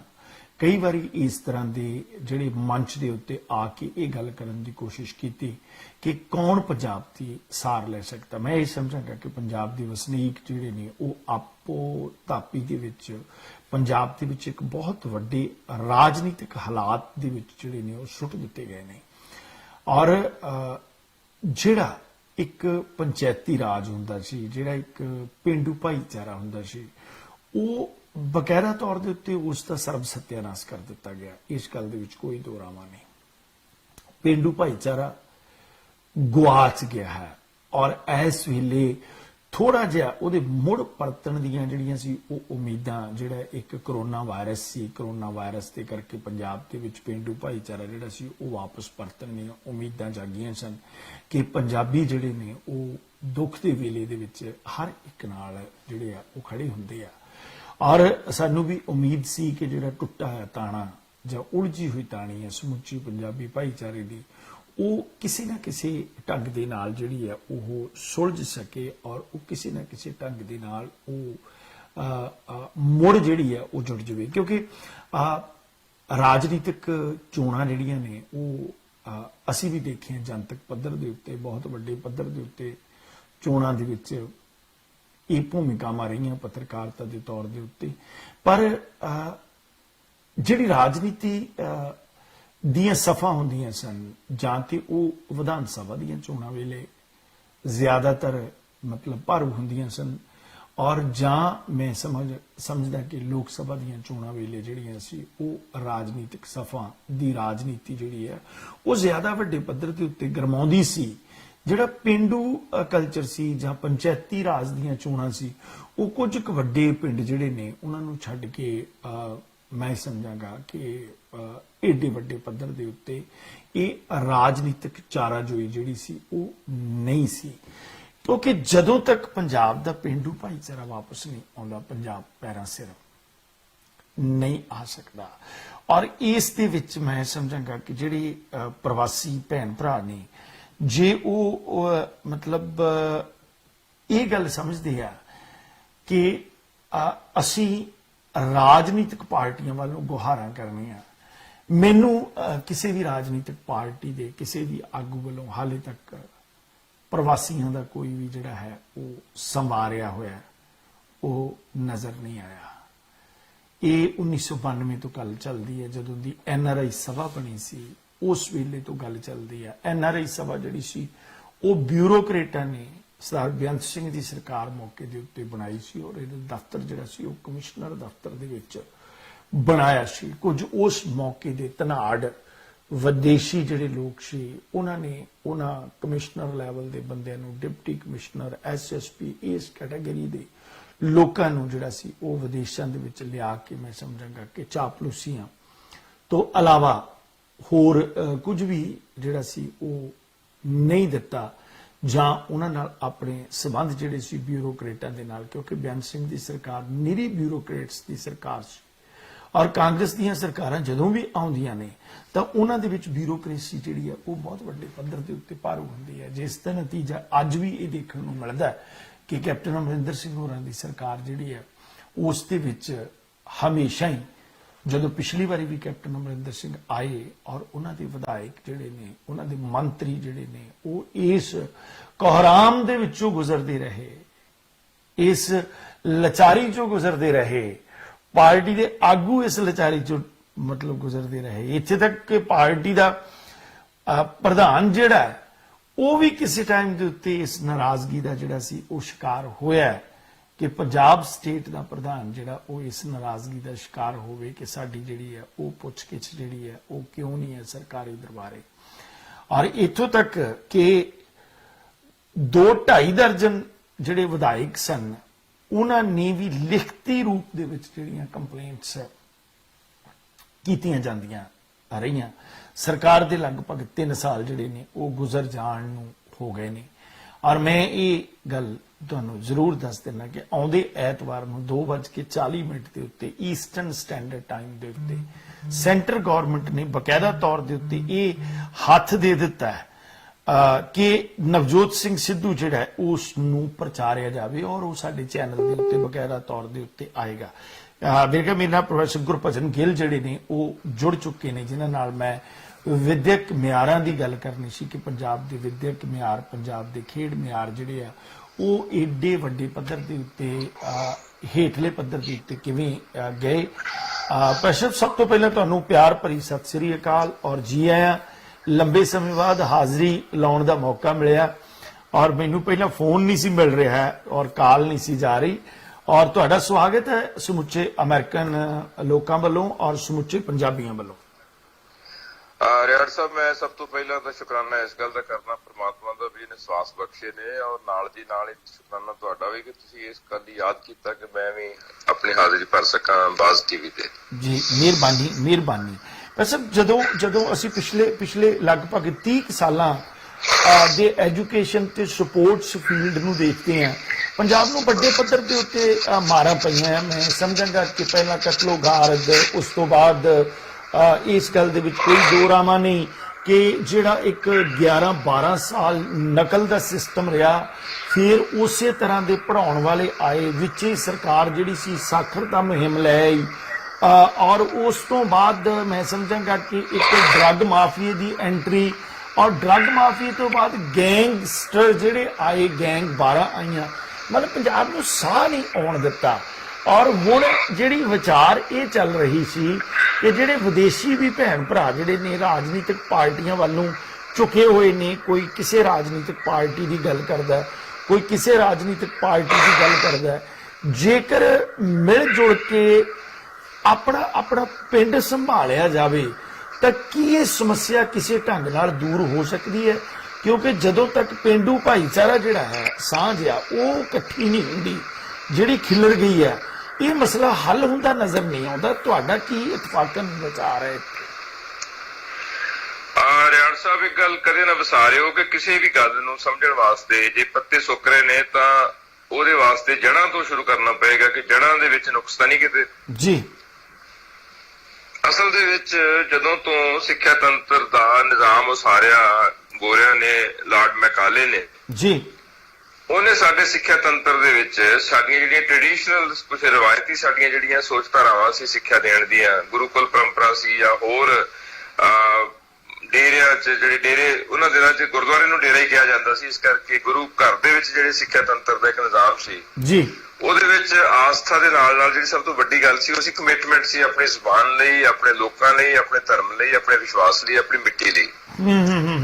ਉਹਦੀ ਥਾਂ ਦੇ ਉੱਤੇ ਸਾਨੂੰ ਇੱਕ ਨਿਜ਼ਾਮ ਉਹ ਦਿੱਤਾ ਗਿਆ ਜਿਹੜਾ ਫਰੰਗੀ ਨਿਜ਼ਾਮ ਸੀ, ਜਿਹੜਾ ਗੋਰਾਸ਼ਾਹੀ ਦਾ ਨਿਜ਼ਾਮ ਸੀ, ਜਿਸ ਵਿੱਚ ਸਿਰਫ ਤੇ ਸਿਰਫ ਅਸੀਂ ਆਪਣੀਆਂ ਲਿਆਕਤਾਂ ਨੂੰ, ਸ਼ਾਰਤਾਂ ਨੂੰ ਤਿੱਖਾ ਕਰਨ ਦੀ ਥਾਂ ਤੇ ਬਿਲਕੁਲ ਅਸੀਂ ਸਿਰਫ ਬਾਬੂਡਮ ਦੇ ਇੱਕ ਗੁਲਾਮ ਹੋ ਗਏ ਕਿ ਇੱਕ ਸਿੱਖਿਆ ਹੁੰਦੀ ਹੈ, ਉਹ ਮੁਕਾਬਲਾ ਹੁੰਦਾ ਹੈ, ਰੁਜ਼ਗਾਰ ਹੁੰਦਾ ਹੈ, ਰੁਜ਼ਗਾਰ ਤੋਂ ਬਾਅਦ ਵਿੱਚ ਤਰੱਕੀਆਂ ਹੁੰਦੀਆਂ ਨੇ, ਤਰੱਕੀਆਂ ਤੋਂ ਬਾਅਦ ਫਿਰ ਤੁਸੀਂ ਬਹੁਤ ਰਾਜਪੂਤ ਜਾਂਦੇ ਹੋ, ਅਲਟੀਮੇਟਲੀ ਸੋਸਾਇਟੀ ਨਾਲ ਟੁੱਟ ਜਾਂਦੇ ਸੀ। ਦੇਸ਼ ਆਜ਼ਾਦ ਹੋਇਆ। ਦੇਸ਼ ਆਜ਼ਾਦ ਹੋਣ ਤੋਂ ਬਾਅਦ ਵਿੱਚ ਜਿਸ ਕਿਸਮ ਦਾ, ਖਾਸ ਕਰਕੇ ਪੰਜਾਬ ਦੀ ਮੈਂ ਗੱਲ ਕਰਨੀ ਚਾਹਾਂਗਾ, ਜਿਸ ਕਿਸਮ ਦਾ ਨਿਜ਼ਾਮ ਮਿਲਿਆ ਜੀ, ਉਹਦੇ ਵਿੱਚ ਲੋਕਾਂ ਦਾ ਲਗਭਗ 10 ਸਾਲ ਤਾਂ ਲੋਕਾਂ ਨੂੰ ਪੈਰ ਹੀ ਉਹਨਾਂ ਦੇ ਨਹੀਂ ਟਿਕੇ, ਲੋਕਾਂ ਦੇ ਜਿਹੜੇ ਉੱਜੜ ਕੇ ਆਏ ਸੀ ਕਿ ਅਸੀਂ ਆਖਰ ਕਿੱਥੇ ਖਲੋਣਾ ਤੇ ਕਿੱਥੇ ਬਹਿਣਾ ਤੇ ਕਿੱਥੇ ਉੱਠਣਾ ਜੀ। ਕਈ ਤਾਂ ਥਾਂ ਦਰ ਥਾਂ ਜਿਹੜੇ ਆ ਉਹ ਭਟਕਦੇ ਰਹੇ, ਕੋਈ ਕਿਤਿਓਂ ਕਿਤੇ। ਅਸੀਂ ਆਪ ਉਹਨਾਂ ਚੋਂ ਜਿਨ੍ਹਾਂ ਨੂੰ ਇਹ ਉਜਾੜਾ ਮਿਲਿਆ ਔਰ ਜਿਨ੍ਹਾਂ ਨੂੰ ਹੁਣ ਤੱਕ ਵੀ ਪਿੰਡਾਂ ਦੇ ਵਿੱਚ ਪਨਾਹੀ ਰਿਫਿਊਜੀ ਦੇ ਨਾਲ ਲਕਬ ਨਾਲ ਜਿੱਤੇ ਕੀਤਾ ਜਾਂਦਾ। ਔਰ ਤੁਸੀਂ ਯਕੀਨ ਨਹੀਂ ਕਰਨਾ ਕਿ ਸਿੱਖਿਆ ਤੰਤਰ ਦੇ ਵਿੱਚ ਵੀ ਜਿਹੜੇ ਪਨਾਹੀਆਂ ਦੇ ਮੁੰਡੇ ਹੁੰਦੇ ਸੀ ਉਹਨਾਂ ਨੂੰ ਕਲਾਸ ਦੇ ਵਿੱਚ ਸੈਕੰਡ ਰੇਟ ਸਿਟੀਜ਼ਨ ਗਿਣਿਆ ਜਾਂਦਾ ਸੀਗਾ। ਅੱਛਾ, ਚਲੋ ਇਹ ਤਾਂ ਗੱਲ ਬੀਤੇ ਦੀ ਕਹਾਣੀ ਹੈ, ਹੁਣ ਤੱਕ ਉਸ ਕਿਸਮ ਦੀ ਬਹੁਤੀ ਭਾਵਨਾ ਨਹੀਂ ਹੈ। ਜੀ। ਅੱਛਾ, ਉਹਦੇ 'ਚ ਕੀ ਹੋਇਆ ਕਿ ਜਿਹੜੇ ਉਸ ਵਕਤ ਦੇ ਜਿਹੜੇ ਸਿਆਣੇ ਸੀ ਉਹਨਾਂ ਨੇ, ਮੈਂ ਸਮਝਦਾ ਕਿ ਟ੍ਰਿਬਿਊਟ ਦੇਣੀ ਬਣਦੀ ਉਹਨਾਂ ਲੋਕਾਂ ਨੂੰ ਜਿਨ੍ਹਾਂ 'ਚ ਪ੍ਰਤਾਪ ਸਿੰਘ ਕੈਰੋਂ ਦਾ ਨਾਮ ਬਹੁਤ ਵੱਡਾ, ਜਿਨ੍ਹਾਂ ਨੇ ਪੇਂਡੂ ਸਿੱਖਿਆ ਦੇ ਮਿਆਰਾਂ ਨੂੰ ਚੁੱਕਣ ਵਾਸਤੇ ਪਿੰਡਾਂ ਦੇ ਵਿੱਚ ਕਲਸਟਰ ਬਣਾ ਕੇ ਕੋਈ 5-5, 10-10 ਪਿੰਡਾਂ ਦੇ ਵਿੱਚ ਇੱਕ ਪ੍ਰਾਇਮਰੀ ਸਕੂਲ ਖੋਲੇ ਤਾਂ ਕਿ ਮਤਲਬ ਲੋਕੀ ਆਪਣੇ ਬੱਚੇ ਨੂੰ ਪੜ੍ਹਾ ਸਕਣ। ਅੱਛਾ, ਉਹ ਵੀ ਸਿਸਟਮ ਜਿਹੜਾ ਹੈਗਾ ਉਹ ਵੀ ਅਲਟੀਮੇਟਲੀ ਗ੍ਰੀਨ ਰੈਵੋਲੂਸ਼ਨ ਦੇ ਨੇੜੇ ਆ ਕੇ ਇੰਨਾ ਕ੍ਰਿਪਲ ਹੋ ਗਿਆ ਕਿ ਜਿਹੜੇ ਸਰਕਾਰੀ ਤੰਤਰ ਦੇ ਸਕੂਲ ਸੀ ਜੀ, ਉਹਨਾਂ ਨਾਲੋਂ ਲੋਕਾਂ ਦਾ ਮੋਹ ਭੰਗ ਇਸ ਕਰਕੇ ਸ਼ੁਰੂ ਹੋਣਾ ਹੋ ਗਿਆ ਕਿ ਲੋਕਾਂ ਨੂੰ ਲੱਗਣ ਲੱਗ ਗਿਆ ਵੀ 4 ਪੈਸੇ ਜਿਹੜੇ ਨੇ ਇਹਦੇ ਨਾਲ ਬੱਚਿਆਂ ਦਾ ਫਿਊਚਰ ਤਾਂ ਸੁਧਰਦਾ ਜੇ ਅੰਗਰੇਜ਼ੀ ਪੜ੍ਹਦੇ ਨੇ ਤਾਂ। ਉਹ ਦੋ ਅਮਲੀ ਨੀਤੀ ਹੋ ਗਈ। ਇੱਕ ਤਾਂ ਹੋ ਗਏ ਰੱਜਿਆ ਪੁੱਜਿਆਂ ਦੇ ਸਕੂਲ ਹੋ ਗਏ ਕਿ ਲਿਸਿਆਂ ਦੇ ਸਕੂਲ ਹੋ ਗਏ। ਉਹਦੇ ਵਿੱਚ ਸਭ ਤੋਂ ਵੱਡਾ ਨੁਕਸਾਨ ਇਹ ਹੋਇਆ ਕਿ ਜਿਹੜੀ ਕੁਲੀਨ ਵਰਗ ਸੀ, ਜਿਹੜਾ ਸੁਸਾਇਟੀ ਦਾ ਜਿਉਂਦਾ ਜਾਗਦਾ ਵਰਗ ਸੀ, ਉਸ ਨੂੰ ਆਪਣੇ ਪਿੰਡ ਦੇ ਸਰਕਾਰੀ ਸਕੂਲ ਦੇ ਵਿੱਚ ਕੀ ਵਾਪਰ ਰਿਹਾ, ਕੀ ਪੜਾਇਆ ਜਾ ਰਿਹਾ, ਉਹਦੀ ਜਾਣਕਾਰੀ ਮਿਲਣੀ ਬੰਦ ਹੋ ਗਈ। ਤੇ ਸਿਰਫ ਉੱਥੇ ਲਿਸਿਆਂ ਨਤਾਣਿਆਂ ਦੇ ਬੱਚੇ ਰਹਿ ਗਏ ਜਿਨ੍ਹਾਂ ਲੋਕਾਂ ਨੂੰ ਸਮਝਿਆ ਕਿ ਪਹਿਲਾਂ ਹੀ ਵਿਰਵੇ ਨੇ ਜ਼ਿੰਦਗੀ ਦੀਆਂ ਸਹੂਲਤਾਂ ਤੋਂ। ਉਹਨਾਂ ਦੇ ਬੱਚਿਆਂ ਨੂੰ ਜਦੋਂ ਸਿੱਖਿਆ ਤੰਤਰ ਮਿਲਿਆ, ਉਹ ਸਰਕਾਰੀ ਤੰਤਰ ਜਿਹਦੇ ਵਿੱਚ ਨਾ ਤਾਂ ਬੈਂਚ ਸੀ, ਨਾ ਕਾਇਦੇ ਸੀ, ਨਾ ਜਿਹਦੇ ਚ ਨੇੜੇ ਤੇੜੇ ਕੋਈ ਕਿਤਾਬਾਂ ਦੀ ਦੁਕਾਨ ਸੀ, ਔਰ ਅਧਿਆਪਕ ਪੂਰੇ ਸੀ। ਐਵੇਂ ਕਹੀਏ ਅਧਿਆਪਕ ਪੂਰੇ ਸੀ ਪਰ ਸਮਰਪਿਤ ਵੀ ਸੀ।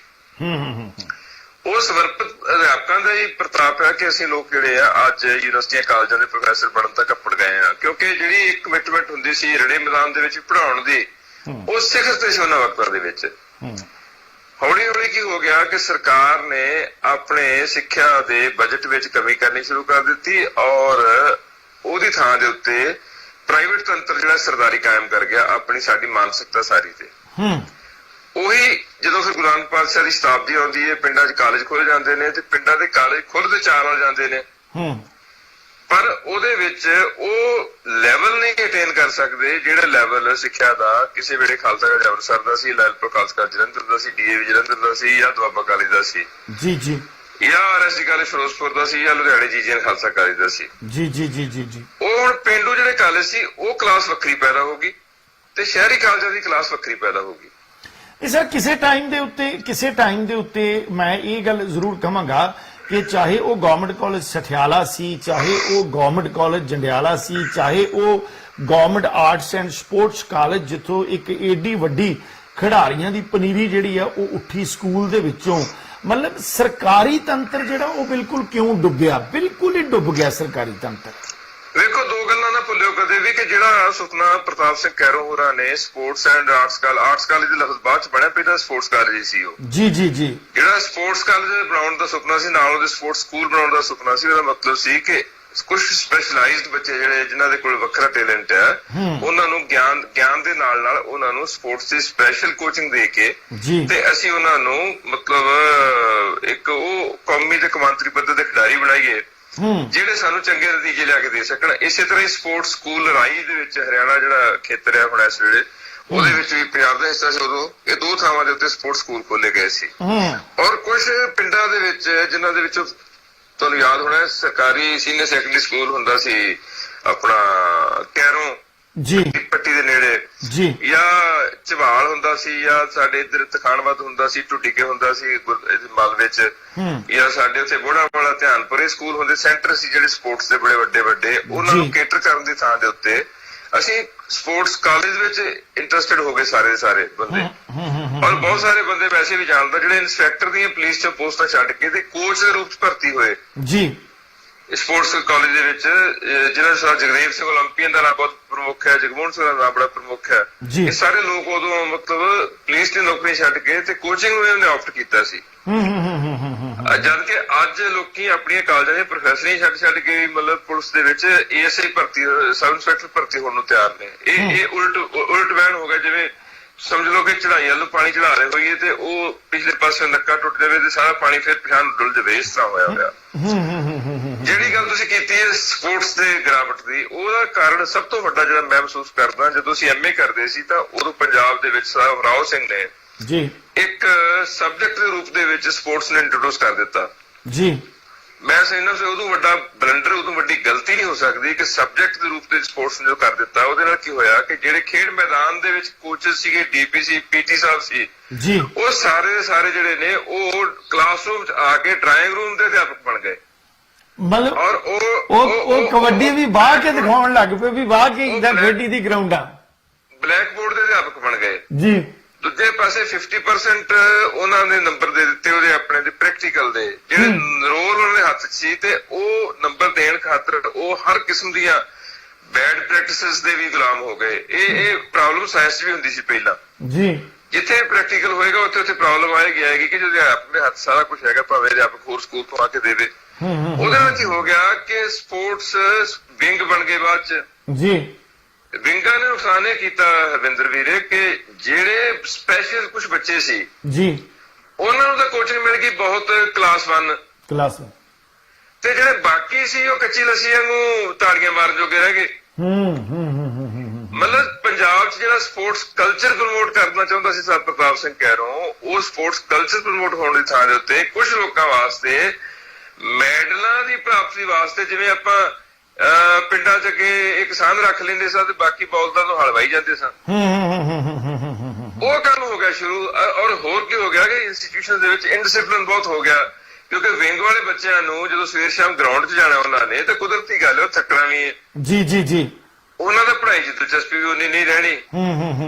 ਅੱਛਾ, ਇੱਕ ਗੱਲ ਜਿਹੜੀ ਆਫੀਸ਼ੀਅਲੀ ਅਸੀਂ ਨਹੀਂ ਕਹਿ ਸਕਦੇ ਪਰ ਸੱਚ ਇਹ ਆ ਕਿ ਸਪੋਰਟਸ ਟੀਚਰਸ ਨੇ ਲੰਮਾ ਸਮਾਂ, ਹੁਣ ਤਾਂ ਫਿਰ ਅੱਗੇ ਨੂੰ ਫਰਕ ਪੈ ਗਿਆ ਜੀ, ਲੰਮਾ ਸਮਾਂ ਆਪੋ ਆਪਣੇ ਖਿਡਾਰੀਆਂ ਨੂੰ, ਆਪੋ ਆਪਣੇ ਵਿਦਿਆਰਥੀਆਂ ਨੂੰ ਇਹ ਲਾਲਚ ਵੀ ਦਿੱਤਾ, ਕੋਈ ਨਹੀਂ ਤੈਨੂੰ ਪਾਸ ਕਰਾ ਦੇਾਂਗੇ, ਕੋਈ ਨਹੀਂ ਤੈਨੂੰ ਪਾਸ ਕਰਾ ਦੇਾਂਗੇ। ਮਤਲਬ ਕਿਤੇ ਨਾ ਕਿਤੇ ਤੇ ਮਤਲਬ ਅਮਾਨਤ ਦੇ ਵਿੱਚ ਕਿਤੇ ਖਿਆਨਤ ਆਉਂਦੀ ਰਹੀ ਹੈ ਨਾ ਜੀ।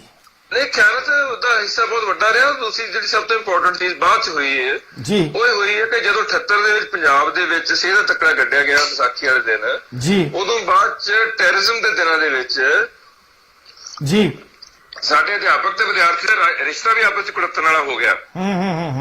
ਔਰ ਕੁਝ ਥਾਵਾਂ ਦੇ ਉੱਤੇ ਧਮਕੀਆਂ ਦੇ ਕੇ ਵੀ ਲੋਕਾਂ ਨੰਬਰ ਲਵਾਏ ਆਪਣੇ। ਇਹ ਧਮਕੀਆਂ ਦੇ ਕੇ ਮਰੇ ਵੀ ਬੜੇ ਅਧਿਆਪਕ, ਪਤਾ ਨਹੀਂ ਕੌਣ ਮਾਰਨ ਵਾਲੇ ਸਨ। ਦੇਖੋ ਇਹ ਤਾਂ ਪਤਾ ਹੀ ਹੈ ਨਾ ਕਿ ਮਾਰਨ ਵਾਲੇ ਕੌਣ ਸਨ। ਇਹ ਨਾ ਕਿ ਇਹ ਵੀ ਪਤਾ ਨਹੀਂ ਸੀ ਕੌਣ ਸੀ ਮਾਰਨ ਵਾਲੇ, ਪਰ ਦਹਿਸ਼ਤ ਮਾਰਨ ਵਾਲੀ ਸੀ ਉਹ। ਦਹਿਸ਼ਤ ਚਾਹੇ ਪੁਲਿਸ ਵਰਦੀ ਦੀ ਸੀ, ਚਾਹੇ ਉਹ ਚੋੜੇ ਵਾਲਿਆਂ ਦੀ ਸੀ। ਖੌਫ ਦਾ ਮਾਹੌਲ ਜਿਹੜਾ ਉਹ ਸਾਡਾ ਕਾਤਲ ਹੈ, ਬੰਦੇ ਨਹੀਂ ਕਾਤਲ ਸਾਡੇ ਹੈਗੇ। ਉਹ ਮਤਲਬ ਉਹ ਮੈਂ ਹੀ ਸਮਝਾਂਗਾ ਕਿ 12-14 ਸਾਲ ਜਿਹੜੇ ਆ ਉਹ ਬਹੁਤ ਜ਼ਬਰਦਸਤ, ਏਡਾ ਵੱਡਾ ਨੁਕਸਾਨ ਹੋਇਆ, ਉਦੋਂ ਦੇ ਪੈਰਾਂ ਸਿਰ ਨਹੀਂ ਆ ਸਕੇ। ਜਿਹੜੀ ਬੇਭਰੋਸਗੀ ਹੈ ਨਾ, ਉਸ ਮਾਹੌਲ ਦੀ ਸਿਖਰ ਸੀ। ਔਰ ਮੈਂ ਹੈਰਾਨ ਹਾਂ ਇਸ ਗੱਲ ਤੇ ਕਿ ਅਸੀਂ ਇਸ ਗੱਲ ਨੂੰ ਨੰਗੇ ਚਿੱਟੇ ਰੂਪ ਚ ਨਹੀਂ ਕਹਿੰਦੇ ਕਿ ਸਾਡੀ ਵਾਇਰਨ ਉਸ ਵਕਤ ਦੀ ਬੇਭਰੋਸਗੀ ਹੈ, ਬੰਦੇ ਨਹੀਂ ਹੈਗੇ। ਬੰਦੇ ਤਾਂ ਹਥਿਆਰ ਹੁੰਦੇ ਨੇ ਹਮੇਸ਼ਾ, ਹਰ ਯੁੱਗ ਦੇ ਵਿੱਚ, ਹਰ ਮੌਸਮ ਦੇ ਅਧੀਨ ਜੀ। ਉਹਦੇ ਨਾਲ ਕੀ ਹੋਇਆ ਕਿ ਜਿਹੜੇ ਕਲਾਸਰੂਮ ਦੀ ਦਹਿਸ਼ਤ ਸੀ, ਖਾਸ ਕਰਕੇ ਅਧਿਆਪਕ ਦੇ ਮਨ ਦੀ, ਉਹ ਨਾ ਤਾਂ ਖੇਡ ਮੈਦਾਨ ਦੇ ਵਿੱਚ ਰਿਪੋਰਟ ਦੇ ਸਕੀ, ਨਾ ਹੀ ਸਿੱਖਿਆ ਤੰਤਰ ਦੇ ਸਕੀ। ਰਾਈਟ। ਹੌਲੀ ਹੌਲੀ ਕੀ ਹੋ ਗਿਆ ਕਿ ਉਦੋਂ ਲੋਕਾਂ ਦੀ ਬਾਹਰ ਵੱਲ ਨੂੰ ਭੱਜ ਰੱਠ ਵੱਧ ਗਈ ਕਿ ਬਾਹਰ ਚਲੋ, ਬਾਹਰ ਚਲੋ, ਬਾਹਰ ਚਲੋ। ਮਤਲਬ ਕਿਸੇ ਵੀ ਪਾਸੇ ਉਸੇ ਜਾਨ ਬਚਾਉਣ ਦਾ ਮੌਕਾ ਸੀ ਆਮ ਲੋਕਾਂ ਕੋਲ। ਇਹ ਵੀ ਸੀ, ਨਾਲੇ ਇੱਕ ਹੋਰ ਵੀ ਹੋ ਗਈ ਕਿ ਲੋਕਾਂ ਦੀ ਅਵੇਲੇਬਿਲਿਟੀ ਵੱਧ ਗਈ, ਲੋਕਾਂ ਦੇ ਰਿਸੋਰਸਿਸ ਅੱਗੇ ਨਾਲੋਂ ਸੁੰਗੜ ਗਏ। ਸੁੰਗੜਨ ਦਾ ਨੁਕਸਾਨ ਹੋਇਆ ਕਿ ਜਿਹਦੇ ਕੋਲ ਕਿੱਲਾ ਡੂਢ ਕਿੱਲਾ ਸੀ, ਲੱਗਦਾ ਵੇਚ ਕੇ ਮੁੰਡਾ ਬਾਹਰ ਕੱਢੋ ਯਾਰ, ਮੁੰਡਾ ਇੱਕ ਤੇ ਬਚਾਓ, ਆਹ ਮਾਹੌਲ ਬਣ ਗਿਆ। ਉਹਦਾ ਕੀ ਹੋ ਗਿਆ ਕਿ ਕਾਲਜਾਂ ਦੇ ਵਿੱਚ ਕੁਝ ਲੋਕ ਉਸ ਜਿਹਦੇ ਮਾਪੇ ਚਲੇ ਗਏ ਸੀ, ਭੈਣਾਂ ਚਲੀ ਵਹੀਆਂ ਗਈਆਂ ਸੀ ਬਾਹਰ ਜੀ, ਉਹਨਾਂ ਦੇ ਭੈਣ ਭਰਾ ਜਿਹੜੇ ਸੀ ਕਾਲਜਾਂ ਸਿਰਫ ਐਡਮਿਸ਼ਨ ਲੈਂਦੇ ਸੀ, ਕਾਲਜਾਂ ਜਾ ਕੇ ਉਹ ਜਾਂ ਤਾਂ ਖਰਮਸਤੀਆਂ ਕਰਦੇ ਸੀ ਜਾਂ ਫੇਰਾ ਤੋਰਾ ਰੱਖਦੇ ਸੀ, ਪੜ੍ਹਾਈ ਨਹੀਂ ਸੀ ਕਰਦੇ। ਇਹ ਮੈਂ ਅੱਖੀਂ ਦੇਖਿਆ ਸਾਰਾ ਸੀਨ ਦੱਸ ਰਿਹਾ ਤੁਹਾਨੂੰ, ਮੈਂ ਕਿਤੇ ਸਿਧਾਂਤਕ ਗੱਲ ਨਹੀਂ ਕਰ ਰਿਹਾ। ਆਂਟੀ ਤੁਸੀਂ ਦੇਖਿਆ ਜੀ ਸਾਰਾ ਮਤਲਬ ਤੁਹਾਡੀ ਉਹਦੇ ਨਾਲ ਕੀ ਹੋਇਆ, ਨੁਕਸਾਨ ਕੀ ਹੋਇਆ ਕਿ ਜਿਹੜਾ ਪੜ੍ਹਨ ਵਾਲਾ ਬੱਚਾ ਸੀ ਉਹਨੂੰ ਵੀ ਨਾਨ ਸੀਰੀਅਸ ਮਾਹੌਲ ਮਿਲ ਗਿਆ। ਹੌਲੀ ਹੌਲੀ 95 ਤੋਂ ਬਾਅਦ ਸਰਕਾਰਾਂ ਨੇ ਰਿਕਰੂਟਮੈਂਟ ਦੇ ਵਿੱਚ ਕਮੀ ਕਰ ਦਿੱਤੀ ਟੀਚਰਸ ਦੀ ਵਿੱਚ। ਜੇ ਬੰਦਾ ਫਰਜ਼ ਕੇ ਰਿਟਾਇਰ ਹੋ ਗਿਆ ਉੱਥੇ ਤੇ ਬੰਦਾ ਨਹੀਂ ਭਰਤੀ ਕਰਨਾ, ਉੱਥੇ ਸਰਕਾਰ ਨੇ ਪ੍ਰਾਈਵੇਟ ਕਾਲਜ ਨੂੰ ਗ੍ਰਾਂਟਸ ਨਹੀਂ ਭੇਜਣੀਆਂ। ਹੋਇਆ ਕਿ ਕ੍ਰਿਪਲ ਹੋ ਗਿਆ ਸਾਰਾ ਹੀ, ਮਤਲਬ ਲਗੜਾ ਹੋ ਗਿਆ ਸਿਸਟਮ ਸਾਰਾ, ਕਿ ਥੋੜੇ ਜਿਹੇ ਡੰਡਿਆਂ ਨਾਲ ਹੀ ਮਤਲਬ ਕੰਮ ਚੱਲਦਾ ਰਿਹਾ। ਹੁਣ ਕੱਲ ਹੀ ਮੈਨੂੰ ਦੱਸ ਰਿਹਾ ਸੀ ਗਵਰਨਮੈਂਟ ਕਾਲਜ ਲੁਧਿਆਣਾ ਦਾ ਇੱਕ ਪ੍ਰੋਫੈਸਰ ਦੱਸ ਰਿਹਾ ਸੀ ਮੈਨੂੰ, ਮੁੰਡਾ ਐਡਹਾਕ ਵਿਚਾਰਾ ਕੰਮ ਕਰਦਾ ਉੱਥੇ ਜੀ। ਉਹ ਕਹਿੰਦਾ ਕਿ ਮੇਰੇ ਪੰਜਾਬੀ ਡਿਪਾਰਟਮੈਂਟ ਦੇ ਵਿੱਚ ਇੱਕ ਵੀ ਰੈਗੂਲਰ ਟੀਚਰ ਨਹੀਂ ਹੈ। ਤੁਸੀਂ ਵੇਖੋ ਕਿ ਜਿਹੜਾ ਗਵਰਨਮੈਂਟ ਕਾਲਜ ਲੁਧਿਆਣਾ ਸਭ ਤੋਂ ਪਹਿਲਾਂ 1951 ਚ ਐਮਏ ਸ਼ੁਰੂ ਹੋਈ, ਉਸ ਪੋਸਟ ਡਿਪਾਰਟਮੈਂਟ ਜਿਹਦੀ ਮੈਂ ਪ੍ਰੋਡਕਟ ਆ, ਜਿਹਦੀ ਡਾਕਟਰ ਰਵਿੰਦਰ ਰਵੀ ਪ੍ਰੋਡਕਟ ਨੇ, ਹੋਰ ਸੈਂਕੜੇ ਲੋਕ ਨੇ ਜੀ, ਉਹ ਉਸ ਗਵਰਨਮੈਂਟ ਕਾਲਜ ਅੱਜ ਇੱਕ ਵੀ ਰੈਗੂਲਰ ਟੀਚਰ ਨਹੀਂ ਹੈ। ਦੇਖੋ ਇਸ ਤੋਂ ਮਾੜਾ ਹੋਰ ਹਾਲ ਕੀ ਹੋ ਸਕਦਾ ਹੈ। ਔਰ ਸਰਕਾਰਾਂ 'ਚ ਮੈਂ ਤਾਂ ਇਹ ਕਹਾਂਗਾ ਕਿ ਸਰਕਾਰਾਂ ਚਾਹੇ ਕਿਸੇ ਵੀ ਰੰਗ ਦੀਆਂ ਨੇ, ਕਿਸੇ ਵੀ ਸੋਚ ਦੀਆਂ ਨੇ, ਉਹਨਾਂ ਨੂੰ ਸਿੱਖਿਆ ਤੰਤਰ ਨੂੰ ਆਪਣੀ ਪ੍ਰਾਇੋਰਟੀ ਸੈਕਟਰ ਤੇ ਲਿਆ ਕੇ ਆਪਣੇ ਇੰਸਟੀਟਿਊਸ਼ਨ ਬਚਾਉਣੇ ਚਾਹੀਦੇ ਨੇ, ਕਿਉਂਕਿ ਜੇ ਇੰਸਟੀਟਿਊਸ਼ਨ ਹੀ ਨਾ ਬਚੇ, ਸਿੱਖਿਆ ਤੰਤਰ ਦੇ ਅਦਾਰੇ ਹੀ ਨਾ ਬਚੇ ਤਾਂ ਤੁਸੀਂ ਨੈਕਸਟ ਜਨਰੇਸ਼ਨ ਨੂੰ ਹੋਰ ਕੋੜੀ ਕਰ ਦਿਓਗੇ। ਉਹ ਤਾਂ ਦਿਸ ਹੀ ਰਿਹਾ ਜੀ, ਉਹ ਆਪਾਂ ਨੂੰ ਦਿਸ ਰਿਹਾ ਕਿ ਮਤਲਬ ਆਉਣ ਵਾਲੇ ਸਮੇਂ ਦੇ ਵਿੱਚ ਡੇ ਟੂ ਡੇ ਗ੍ਰਾਫ ਜਿਹੜਾ ਉਹ ਡਾਊਨ ਹੁੰਦਾ ਜਾ ਰਿਹਾ ਡੇ ਟੂ ਡੇ। ਹੁਣ ਆਪਣੇ ਕਿੰਨੇ ਕੁ ਅੱਜ ਦੀ ਤਰੀਕ ਦੇ ਵਿੱਚ ਜਿਹੜੇ ਸਾਡੇ ਪੰਜਾਬੀ ਆ ਉਹ IPS PCS IAS ਜਿਹੜੇ ਨੇ ਉਹ ਉਹਨਾਂ ਕੰਪੀਟੀਸ਼ਨਾਂ ਦੇ ਵਿੱਚ ਬੈਠਣ ਜਾਂਦੇ ਨੇ। ਆਈਲੈਟਸ ਜਿਹੜੇ ਨੇ ਉਹ ਭਰੇ ਹੋਏ ਨੇ ਜੀ, ਸਭ ਤੋਂ ਸੌਖਾ ਟਿਕਾਣਾ। ਮੈਂ ਜਿਹੜਾ ਇੱਕ ਨਾਰਾ ਸਿੱਖ ਕੌਮ ਨੂੰ ਦਿੱਤਾ ਜਾ ਰਿਹਾ ਨਾ, ਜਿਹੜਾ IPS IAS ਤੇ PCS ਵਾਲਾ ਜਿਹੜਾ ਨਾਰਾ ਦਿੱਤਾ ਜਾ ਰਿਹਾ, ਬੜਾ ਖਤਰਨਾਕ ਨਾਰਾ ਹੈ। ਇਸ ਤੋਂ ਬਚਣ ਦੀ ਲੋੜ ਹੈ। ਸੁਣੋ ਮੇਰੀ ਗੱਲ, ਤੁਸੀਂ ਇੱਕ IAS ਇੱਕ PCS ਨੂੰ ਤਿਆਰੀ ਕਰਵਾ ਕੇ ਆਪਣੇ ਸਰਕਾਰੀ ਤੰਤਰ ਦੇ ਪੈਸੇ, ਸ਼੍ਰੋਮਣੀ ਕਮੇਟੀ ਦੇ ਪੈਸੇ ਨਾਲ, ਡੇਰਿਆਂ ਦੇ ਪੈਸੇ ਨਾਲ ਤੁਸੀਂ ਸਮਝ ਲਓ ਇੱਕ ਹੋਰ ਨਵਾਂ ਡਾਕੂ ਤਿਆਰ ਕਰ ਰਹੇ ਆ। ਤੁਸੀਂ ਇਹ ਨਾ ਸੋਚੋ ਕਿ ਸੇਵਾਦਾਰ ਤਿਆਰ ਕਰ ਰਹੇ ਆ। ਤੁਸੀਂ ਇਸ ਕੰਮ ਵਾਸਤੇ ਚੰਗੇ ਅਧਿਆਪਕ, ਚੰਗੇ ਇਕਨੋਮਿਸਟ, ਚੰਗੇ ਸੋਸ਼ੀਓਲੋਜਿਸਟ ਕਿਉਂ ਨਹੀਂ ਤਿਆਰ ਕਰਦੇ ਬਈ? ਚੰਗੇ ਟੀਚਰ ਕਿਉਂ ਨਹੀਂ ਤਿਆਰ ਕਰਦੇ ਉਹਨਾਂ ਪੈਸਿਆਂ ਨਾਲ? ਪਰ ਪ੍ਰੋਫੈਸਰ ਡਾਕੂ ਤੇ ਤਿਆਰ ਹੋਏਗਾ ਹੀ ਨਾ। ਡਾਕੂ ਇੱਥੇ ਵਾਲਾ ਨਹੀਂ ਹੋਏਗਾ ਕੋਈ, ਤਾਂ ਉਹ ਬਿਹਾਰ ਤੋਂ ਆ ਜਾਏਗਾ, UP ਤੋਂ ਆ ਜਾਏਗਾ। ਰਿਆੜ ਸਾਹਿਬ ਅਵਤਾਰ ਸਾਦਕ ਦੀ ਕਵਿਤਾ ਹੈ, ਚਿੱਟਾ ਡਾਕੂ ਕਾਲਾ ਡਾਕੂ ਡਾਕੂ ਹੈ, ਚਿੱਟਾ ਕਾਮਾ ਕਾਲਾ ਕਾਮਾ ਕਾਮਾ ਹੈ। ਨਹੀਂ, ਮੈਂ ਉਹੀ ਗੱਲ ਕਹਿੰਦਾ ਵੀ ਕੋਈ UP ਤੋਂ ਆ ਜਾਏਗਾ, ਫਿਰ ਕੋਈ ਗੁਜਰਾਤ ਤੋਂ ਆ ਜਾਏਗਾ। ਯਾਰ UP ਗੁਜਰਾਤ ਤੋਂ ਜਿਹੜਾ ਆਏਗਾ ਨਾ, ਪੰਜਾਬ ਨੂੰ ਉਹਨਾਂ ਨੇ ਬਹੁਤ ਹੀ ਘੱਟ ਲੁੱਟਿਆ ਤੇ ਕੁੱਟਿਆ ਜਿੰਨਾ ਸਾਡੇ ਆਪਣੇ ਨੇ ਲੁੱਟਿਆ ਤੇ ਕੁੱਟਿਆ। ਤੁਸੀਂ ਚੰਡੀਗੜ੍ਹੋਂ ਸ਼ੁਰੂ ਹੋ ਜਾਓ, ਪਠਾਨਕੋਟ ਤੱਕ ਚਲੇ ਜਾਓ ਜੀ। ਸਰਦਾਰ ਸਾਹਿਬ 35-40 ਕਿਲੋਮੀਟਰ ਦੀ ਜਿਹੜੀ ਫੁੱਟ ਹਿਲਸ ਦੀ ਬੈਲਟ ਆ, 100% ਉਹ ਬਿਊਰੋਕ੍ਰੇਸੀ ਦੇ ਕਬਜ਼ੇ 'ਚ। ਭਲੇਖੇ ਕਿਹੜੇ ਫਿਰਦੇ ਹੋ? ਉਹਨਾਂ 'ਚ ਬਹੁਤ ਸਾਰੇ ਸਾਡੇ 400-300 300 200 ਏਕੜ ਦੇ ਫਾਰਮ ਜਿਹੜੇ ਨੇ ਸਾਡੇ ਪੱਗਾਂ ਵਾਲੇ ਅਫਸਰਾਂ ਦੇ ਨੇ, ਤੇ ਫਿਰਦੇ ਕਿਹੜੇ ਭਲੇਖੇ 'ਚੋਂ? ਇਸ ਕਰਕੇ ਇਹ ਨਾ ਸੋਚੋ। ਉਸ ਡਾਕੂ ਤੰਤਰ ਦਾ ਮੁਕਾਬਲਾ ਕਰਨ ਵਾਸਤੇ ਸਾਨੂੰ ਰੌਸ਼ਨ ਦਿਮਾਗਾਂ ਦੀ ਲੋੜ ਹੈ, ਮੱਥਿਆਂ ਦੀ ਲੋੜ ਹੈ। ਉਹਦੇ ਵਾਸਤੇ ਸਾਡੇ ਕੋਲੇ ਅੱਜ, ਜੇ ਤੁਸੀਂ ਅੱਖਾਂ ਮੀਟ ਕੇ ਗੱਲ ਕਰਿਓ ਜੀ, ਪੰਜਾਬ ਦੇ ਵਿੱਚੋਂ ਤੁਹਾਨੂੰ ਇਕਨੋਮਿਕਸ ਤੇ ਗੱਲ ਕਰਨ ਵਾਸਤੇ ਜਿੱਦਣ ਸੁੱਚਾ ਸਿੰਘ ਗਿੱਲ ਨਾ ਰਿਹਾ, ਜਿੱਦਣ ਰਣਜੀਤ ਘੁੰਮਣ ਨਾ ਰਿਹਾ, ਜਿੱਦਣ ਬਿਕਰਮ ਸਿੰਘ ਵਿਰਕ ਨਾ ਰਿਹਾ, ਜਿੱਦਣ ਤੁਹਾਡੇ ਕੋਲ ਗਿਆਨ ਸਿੰਘ ਨਾ ਰਿਹਾ, ਤੁਸੀਂ ਗੱਲ ਕਿਹਦੇ ਨਾਲ ਕਰੋਗੇ? ਕਿਹਦੇ ਨਾਲ ਕਰੋਗੇ? ਯੂਨੀਵਰਸਿਟੀਆਂ ਖਾਲੀ ਨੇ, ਯੂਨੀਵਰਸਿਟੀਆਂ ਖਾਲੀ ਨੇ, ਕਿਹਦੇ ਨਾਲ ਗੱਲ ਕਰੋਗੇ? ਇਸੇ ਤਰ੍ਹਾਂ ਪੋਲੀਟੀਕਲ ਐਨਾਲਿਸਟ ਤੁਹਾਡੇ ਕੋਲ ਕੋਈ ਨਹੀਂ। ਰਾਈਟ, ਮਤਲਬ ਗਿਣਤੀ ਦੇ ਬੰਦੇ ਨੇ ਜਿਹੜੇ ਥੱਲੇ ਵਿਸ਼ਾਲ ਭਾਵੇਂ ਉੱਤੇ ਲੈ ਲਓ। ਕਹਿਣ ਦਾ ਭਾਵ ਇਹ ਆ ਕਿ ਸਾਨੂੰ ਆਪਣੇ ਬੰਜਰ ਹੋ ਰਹੇ ਪੰਜਾਬ ਨੂੰ ਬਚਾਉਣ ਵਾਸਤੇ ਸਿੱਖਿਆ ਦੇ ਉਹ ਸਰਪੱਖੀ ਵਿਕਾਸ ਵਾਸਤੇ ਪ੍ਰਦੇਸੀ ਪੈਸਾ ਵੀ ਜਿਹੜਾ ਹੈਗਾ ਆਉਂਦਾ ਹੈ। ਉਹ ਵੀ ਜਿਹੜੀ ਗੱਲ ਆਖਣੀ ਕਿ ਪਿੰਡ ਆਪੋ ਆਪਣੇ ਸੰਭਾਲ ਲਓ, ਤੇ ਪਿੰਡ ਲੋਕਾਂ ਨੇ ਸੰਭਾਲਣੇ ਨੇ ਤੇ ਮਾਫ ਕਰਨਾ, ਫਿਰ ਹਕੂਮਤਾਂ ਨੇ ਕੀ ਕਰਨਾ? ਤੇ ਹਕੂਮਤਾਂ ਨੇ ਤਾਂ ਜੋ ਹੜ੍ਹ ਆਉਣ ਦੇ ਉੱਤੇ ਕੀਤਾ ਜੀ, ਆਪਾਂ ਨੂੰ ਦਿਸਦਾ ਹੀ ਹੈ ਹਕੂਮਤਾਂ ਨੇ ਕੀ ਕਰਨਾ। ਜਿਹੜੀ ਅੱਜ ਦੀ ਤਰੀਕ ਦੇ ਹਕੂਮਤ ਤੇ ਲਵਾਰਿਸ ਹੋਈ ਫਿਰਦੀ ਹੈ, ਹਕੂਮਤ ਵੀ ਬਿਊਰੋਕਰੇਟਾਂ ਦੇ ਗੋਡੇ ਦੇ ਥੱਲੇ ਹੈ, ਹਕੂਮਤ ਵੀ ਲਵਾਰਿਸ ਹੋਈ ਫਿਰਦੀ ਹੈ। ਮੈਂ ਯਾਰ ਸਾਹਿਬ ਇੰਨਾ ਉਦਾਸ ਨਹੀਂ ਹਾਂ। ਮੈਂ ਕਹਿੰਦਾ ਕਿ ਸਾਨੂੰ ਸਾਰਿਆਂ ਨੂੰ ਹੀ ਘੱਟੋ ਘੱਟ ਉਹ ਸ਼ੀਸ਼ਾ ਨਹੀਂ ਟੁੱਟਣ ਦੇਣਾ ਚਾਹੀਦਾ। ਇਹਦਾ ਸ਼ੀਸ਼ਾ ਅਸੀਂ ਵੱਖ-ਵੱਖ ਸਮਿਆਂ ਦੇ ਉੱਤੇ ਬੁੱਧੀਜੀਵੀ, ਇੰਟੈਲੈਕਚੁਅਲਸ, ਪ੍ਰਦੇਸ਼ਾਂ 'ਚੋਂ ਆਏ ਲੋਕ ਵੱਖ-ਵੱਖ ਸਮਿਆਂ ਦੀਆਂ ਸਰਕਾਰਾਂ ਨੂੰ ਵਿਖਾਉਂਦੇ ਰਹੇ ਆ। ਉਹ ਸ਼ੀਸ਼ਾ ਨਹੀਂ ਟੁੱਟਣਾ ਚਾਹੀਦਾ। ਅੱਜ ਸ਼ੀਸ਼ਾ ਉਹ ਤਿੜਕ ਰਿਹਾ। ਸਾਨੂੰ ਉਹਨਾਂ ਦੇ ਨਾਲ ਡਾਇਲਾਗ ਕਰਨਾ ਚਾਹੀਦਾ ਔਰ ਆਪੋ ਆਪਣੀਆਂ ਪਿੰਡੂ ਲੋੜਾਂ 'ਚ ਫਰਜ਼ ਕੀਤਾ। ਮੈਂ ਤੁਹਾਨੂੰ ਮਿਸਾਲ ਦਿੰਦਾ, ਆਸਟ੍ਰੇਲੀਆ 'ਚ ਨੌਜਵਾਨ ਰਹਿੰਦਾ ਜੀ, ਉਸ ਨੌਜਵਾਨ ਗੋਸਲ ਨੇ, ਕੁਲਜੀਤ ਗੋਸਲ ਸਾਡੀ ਯੂਨੀਵਰਸਿਟੀ ਦਾ ਓਲਡ ਸਟੂਡੈਂਟ ਹੈ, ਉਸ ਬੰਦੇ ਨੇ 75 ਲੱਖ ਰੁਪਇਆ ਲਾ ਕੇ ਆਪਣੇ ਪਿੰਡ ਦੇ ਪ੍ਰਾਇਮਰੀ ਸਕੂਲ ਨੂੰ ਨਵੇਂ ਸਿਰੋਂ ਕੰਸਟਰਕਟ ਕੀਤਾ ਜੀ। ਪਰ ਨਾਲ ਸ਼ਰਤੇ ਰੱਖ ਦਿੱਤੀ ਹੈ ਕਿ ਤੁਸੀਂ ਮੇਰੇ ਪਿੰਡ ਦੇ ਸਕੂਲ ਦੇ ਵਿੱਚ ਅਧਿਆਪਕ ਕਦੇ ਵੀ ਥੁੜਨ ਨਹੀਂ ਦਿਓਗੇ। ਮਤਲਬ ਤੁਸੀਂ ਜਾਂ ਤਾਂ ਸ਼ਰਤਾਂ ਨਾਲ ਕੰਮ ਕਰੋ ਤੇ ਤੁਹਾਡੇ ਸਕੂਲਾਂ ਦਾ ਮਿਆਰ ਆਪਣੇ ਆਪ ਸੁਧਰੇਗਾ। ਰਾਈਟ। ਜੇ ਤੁਸੀਂ ਆ ਕੇ ਆਪੇ ਹੀ ਸਾਰਾ ਕੁਝ ਕਰੀ ਜਾਂਦੇ ਹੋ। ਜੰਗਲ ਵਿੱਚ ਮੋਰਨਾਚਾ ਕਿਸ ਨੇ ਦੇਖਾ, ਜਿੰਨਾ ਪਰਦੇਸੀ ਪੈਸਾ ਪੰਜਾਬ 'ਚ ਲੱਗ ਰਿਹਾ ਉਹਦਾ ਰਿਜ਼ਲਟ ਜਿਹੜਾ ਹੈਗਾ ਤਾਂ ਹੀ ਮਿਲੇਗਾ ਜੇਕਰ ਅਸੀਂ ਸਮੇਂ ਦੀ ਹਕੂਮਤ, ਕਿਉਂਕਿ ਗਵਰਨੈਂਸ ਤਾਂ ਜਿਹਨਾਂ ਦੇਣੀ ਹੈ ਉਹਨਾਂ ਦੇ ਬਿਨਾਂ ਤਾਂ 2 ਕਦਮ ਨਹੀਂ ਤੁਰ ਸਕਦੇ। ਰਾਈਟ, ਪਰ ਬਿਲਕੁਲ ਨਾਲ ਦੀ ਨਾਲ ਆਪਣੇ ਉਹਨਾਂ ਪਿੰਡੂ ਬੱਚਿਆਂ ਨੂੰ ਜਿੱਥੇ ਕਿਤੇ ਕਮੀਆਂ ਨੇ, ਅਧਿਆਪਕ ਦੀਆਂ ਕਮੀਆਂ ਨੇ, ਉਹ ਪੂਰੀਆਂ ਕਰਨ ਵਾਸਤੇ ਰਿਟਾਇਰੀਜ਼ ਔਰ ਨਾਲ ਦੀ ਨਾਲ ਪਿੰਡ ਦੇ ਵਿੱਚ ਬੇਰੁਜ਼ਗਾਰ ਨੌਜਵਾਨ ਜਿਹੜੇ ਨੇ ਜੀ, ਉਹਨਾਂ ਦੀ ਇੱਕ ਵਰਕਫੋਰਸ ਤਿਆਰ ਕਰਨ ਵਾਸਤੇ ਸਰਕਾਰਾਂ ਨੂੰ ਸੁਜੈਸ਼ਨ ਕਰਨੀ ਚਾਹੀਦੀ, ਜਿਹੜੀ ਮੈਂ ਲਗਾਤਾਰ ਬਾਰ-ਬਾਰ ਕਹਿ ਰਿਹਾ ਕਿ ਜਿਹੜਾ ਬੰਦਾ 31 ਮਾਰਚ ਨੂੰ ਰਿਟਾਇਰ ਹੋ ਗਿਆ ਉਹ ਪਹਿਲੀ ਅਪ੍ਰੈਲ ਵਾਲੇ ਦਿਨ ਕਿੱਦਾਂ ਵੀ ਬਿਲਕੁਲ ਹੀ ਸੁਸਾਇਟੀ ਵਾਸਤੇ ਬਿਲਕੁਲ ਹੀ ਨਿਕੰਮਾ ਹੋ ਗਿਆ। ਵਰਕਫੋਰਸ ਨਹੀਂ ਰਹੀ ਨਾ ਜੀ, ਵਰਕਫੋਰਸ ਨਹੀਂ ਰਹੀ, ਵਰਕਫੋਰਸ ਨੂੰ ਆਰਗੇਨਾਈਜ਼ ਕਰਨ ਦੀ ਲੋੜ ਹੈ ਔਰ ਬਿਨ ਤਨਖਾਹ ਮੁਨਸ਼ੀ ਲੱਭਦੇ ਨੇ ਤੁਹਾਨੂੰ। ਬਿਲਕੁਲ ਬਿਲਕੁਲ ਬਿਲਕੁਲ। ਭਾਈ ਸਾਹਿਬ ਤੁਹਾਡਾ ਬਹੁਤ ਬਹੁਤ ਸ਼ੁਕਰੀਆ, ਤੁਸੀਂ ਬਹੁਤ ਹੀ ਆਪਣੇ ਕੀਮਤੀ ਵਿਚਾਰ ਜਿਹੜੇ ਨੇ ਅੱਜ ਦੇ ਪ੍ਰੋਗਰਾਮ ਦੇ ਵਿੱਚ ਦਿੱਤੇ ਹੈ। ਮੈਂ ਸਮਝਾਂਗਾ ਕਿ ਜਨਤਕ ਰੂਪ ਦੇ ਵਿੱਚ ਅਸੀਂ ਇਸ ਤਰ੍ਹਾਂ ਦੇ ਪ੍ਰੋਗਰਾਮਾਂ ਨੂੰ ਹੋਰ ਅੱਗੇ ਲਿਆਉਂਦੇ ਰਵਾਂਗੇ ਔਰ ਮੈਂ ਚੰਡੀਗੜ੍ਹ ਸਟਾਫ ਨੂੰ ਰਿਕੁਐਸਟ ਕਰਦਾ ਕਿ ਤੁਹਾਡੇ ਜਿਹੜੇ ਟਾਈਪ ਕੀਤੇ ਹੋਏ ਸ਼ਬਦ ਨੇ ਉਹਨਾਂ ਦੀ ਕੰਪਲੇਂਟ ਆਈ ਹੈ ਕਿ ਵਿੱਚ ਕੋਈ ਨਾ ਕੋਈ ਸ਼ਬਦ ਜਿਹੜੇ ਨੇ ਉਹ ਤੁਸੀਂ ਪ੍ਰੋਪਰ ਢੰਗ ਨਾਲ ਪੰਜਾਬੀ ਚ ਟਾਈਪ ਨਹੀਂ ਕੀਤੇ ਹੋਏ ਔਰ ਹਮੇਸ਼ਾ ਇਹ ਟਾਈਪਿੰਗ ਜਿਹੜੀ ਆ ਇਹ ਰੀਚੈਕ ਕਰਵਾ ਲਿਆ ਕਰੋ ਔਰ ਤਾਂ ਜੋ ਕਿ ਸਹੀ ਜਿਹੜੀ ਹੈ ਸਕਰੋਲ ਤੁਹਾਡੀ ਜਿਹੜੀ ਹੈ ਉਹ ਨਾਲ ਦੀ ਨਾਲ ਚੱਲ ਸਕੇ। ਕੱਲ ਫੇਰ ਮਿਲਾਂਗੇ ਨਵੇਂ ਵਿਸ਼ੇ ਦੇ ਉੱਤੇ ਨਵੀਂ ਚਰਚਾ ਲੈ ਕੇ। ਭਾਈ ਸਾਹਿਬ ਤੁਹਾਡਾ ਬਹੁਤ ਬਹੁਤ ਸ਼ੁਕਰੀਆ ਕਿ ਤੁਸੀਂ ਕੀਮਤੀ ਵਕਤ ਵਿੱਚੋਂ ਮੈਨੂੰ ਸਵੇਰੇ ਸਾਜਰੇ ਜਿਹੜਾ ਆਪਣਾ ਸਮਾਂ ਦਿੱਤਾ। ਤੇਰੇ ਲਈ ਉਮਰ ਹਾਜ਼ਰ ਹੈ, ਪਰ ਸਵਾਲ ਇਹ ਪੈਦਾ ਹੁੰਦਾ ਕਿ ਜਿਹੜੀ ਸਾਬਕਾ ਫੌਜੀਆਂ ਦੀ ਵਰਕਫੋਰਸ ਹੈ ਉਹਨੂੰ ਸਪੋਰਟਸ ਪ੍ਰਮੋਸ਼ਨ ਲਈ ਵਰਤਣ ਦਾ ਵੀ ਸੁਨੇਹਾ ਨਾਲ ਹੀ ਜੋੜ ਲਿਓ, ਕਿਉਂਕਿ ਉਹ ਬਹੁਤ ਵੱਡੀ ਸ਼ਕਤੀ ਹੈ ਜਿਹੜੀ ਅਸੀਂ ਬਿਲਕੁਲ ਅਣਗੌਲੀ ਕੀਤੀ ਹੋਈ ਹੈ। ਰਾਈਟ, ਬਿਲਕੁਲ ਠੀਕ ਹੈ, ਬਿਲਕੁਲ ਠੀਕ ਹੈ, ਬਿਲਕੁਲ ਠੀਕ ਹੈ। ਥੈਂਕ ਯੂ ਭਾਈ ਸਾਹਿਬ, ਬਹੁਤ ਬਹੁਤ ਸ਼ੁਕਰੀਆ। ਕਾਲਰਸ ਸਾਡੇ ਕਾਲ ਕਰ ਰਹੇ ਨੇ ਪਰ ਅਸੀਂ ਹੁਣ ਕਾਲ ਨਹੀਂ ਲਵਾਂਗੇ ਕਿਉਂਕਿ ਅਗਲਾ ਪ੍ਰੋਗਰਾਮ ਸ਼ੁਰੂ ਹੋਣਾ। ਸੋ ਮੈਂ ਬਹੁਤ ਬਹੁਤ ਧੰਨਵਾਦ ਕਰਦਾ, ਬਹੁਤ ਬਹੁਤ ਸ਼ੁਕਰੀਆ। ਸੋ ਦੋਸਤੋ ਕੱਲ ਮਿਲਾਂਗੇ। ਤੁਸੀਂ ਮੈਨੂੰ ਈਮੇਲ ਕਰ ਸਕਦੇ ਹੋ riyad@baztv.com ਦੇ ਉੱਤੇ ਔਰ baztvusa@gmail.com ਦੇ ਉੱਤੇ ਤੁਸੀਂ ਮੈਨੂੰ ਆਪਣਾ ਕੋਈ ਵੀ ਸੰਦੇਸ਼ ਜਿਹੜਾ ਹੈ ਉਹ ਮੈਨੂੰ ਕਰ ਸਕਦੇ ਹੋ ਕਿਉਂਕਿ ਜਦੋਂ ਐਂਡ ਪ੍ਰੋਗਰਾਮ ਦਾ ਹੋ ਜਾਂਦਾ ਹੈ ਫਿਰ ਉਸ ਵੇਲੇ ਮੈਂ ਸਮਝਾਂਗਾ ਕਿ ਕਾਲ ਲੈਣੀਆਂ ਥੋੜੀਆਂ ਮੁਨਾਸਬ ਨਹੀਂ ਹੁੰਦੀਆਂ, ਸਾਡੀ ਮਜਬੂਰੀ ਹੁੰਦੀ ਹੈ। ਕਾਲ ਤੁਸੀਂ ਪਹਿਲਾਂ ਕਰ ਲਿਆ ਕਰੋ, ਜੇ ਕੋਈ ਦਿੱਕਤ ਆਉਂਦੀ ਹੈ ਤਾਂ ਸਾਨੂੰ ਟੈਕਸਟ ਮੈਸੇਜ ਕਰ ਦਿੱਤਾ ਤੁਸੀਂ ਬਕਾਇਦਾ ਤੌਰ ਦੇ ਉੱਤੇ ਫੇਸਬੁੱਕ ਪੇਜ ਦੇ ਉੱਤੇ ਵੀ ਕਿ ਸਾਡੀ ਕਾਲ ਨਹੀਂ ਮਿਲ ਰਹੀ ਜਾਂ ਕੋਈ ਸਾਨੂੰ ਦਿੱਕਤ ਹੈ। ਸੋ ਬਹੁਤ ਬਹੁਤ ਸ਼ੁਕਰੀਆ, ਬਹੁਤ ਬਹੁਤ ਧੰਨਵਾਦ। ਇਜਾਜ਼ਤ ਦਿਓ, ਰੱਬ ਰੱਖਾ ਤੁਹਾਡਾ ਆਪਣਾ ਨਾਚੀਜ਼ ਹਰਵਿੰਦਰ ਰਿਆੜ।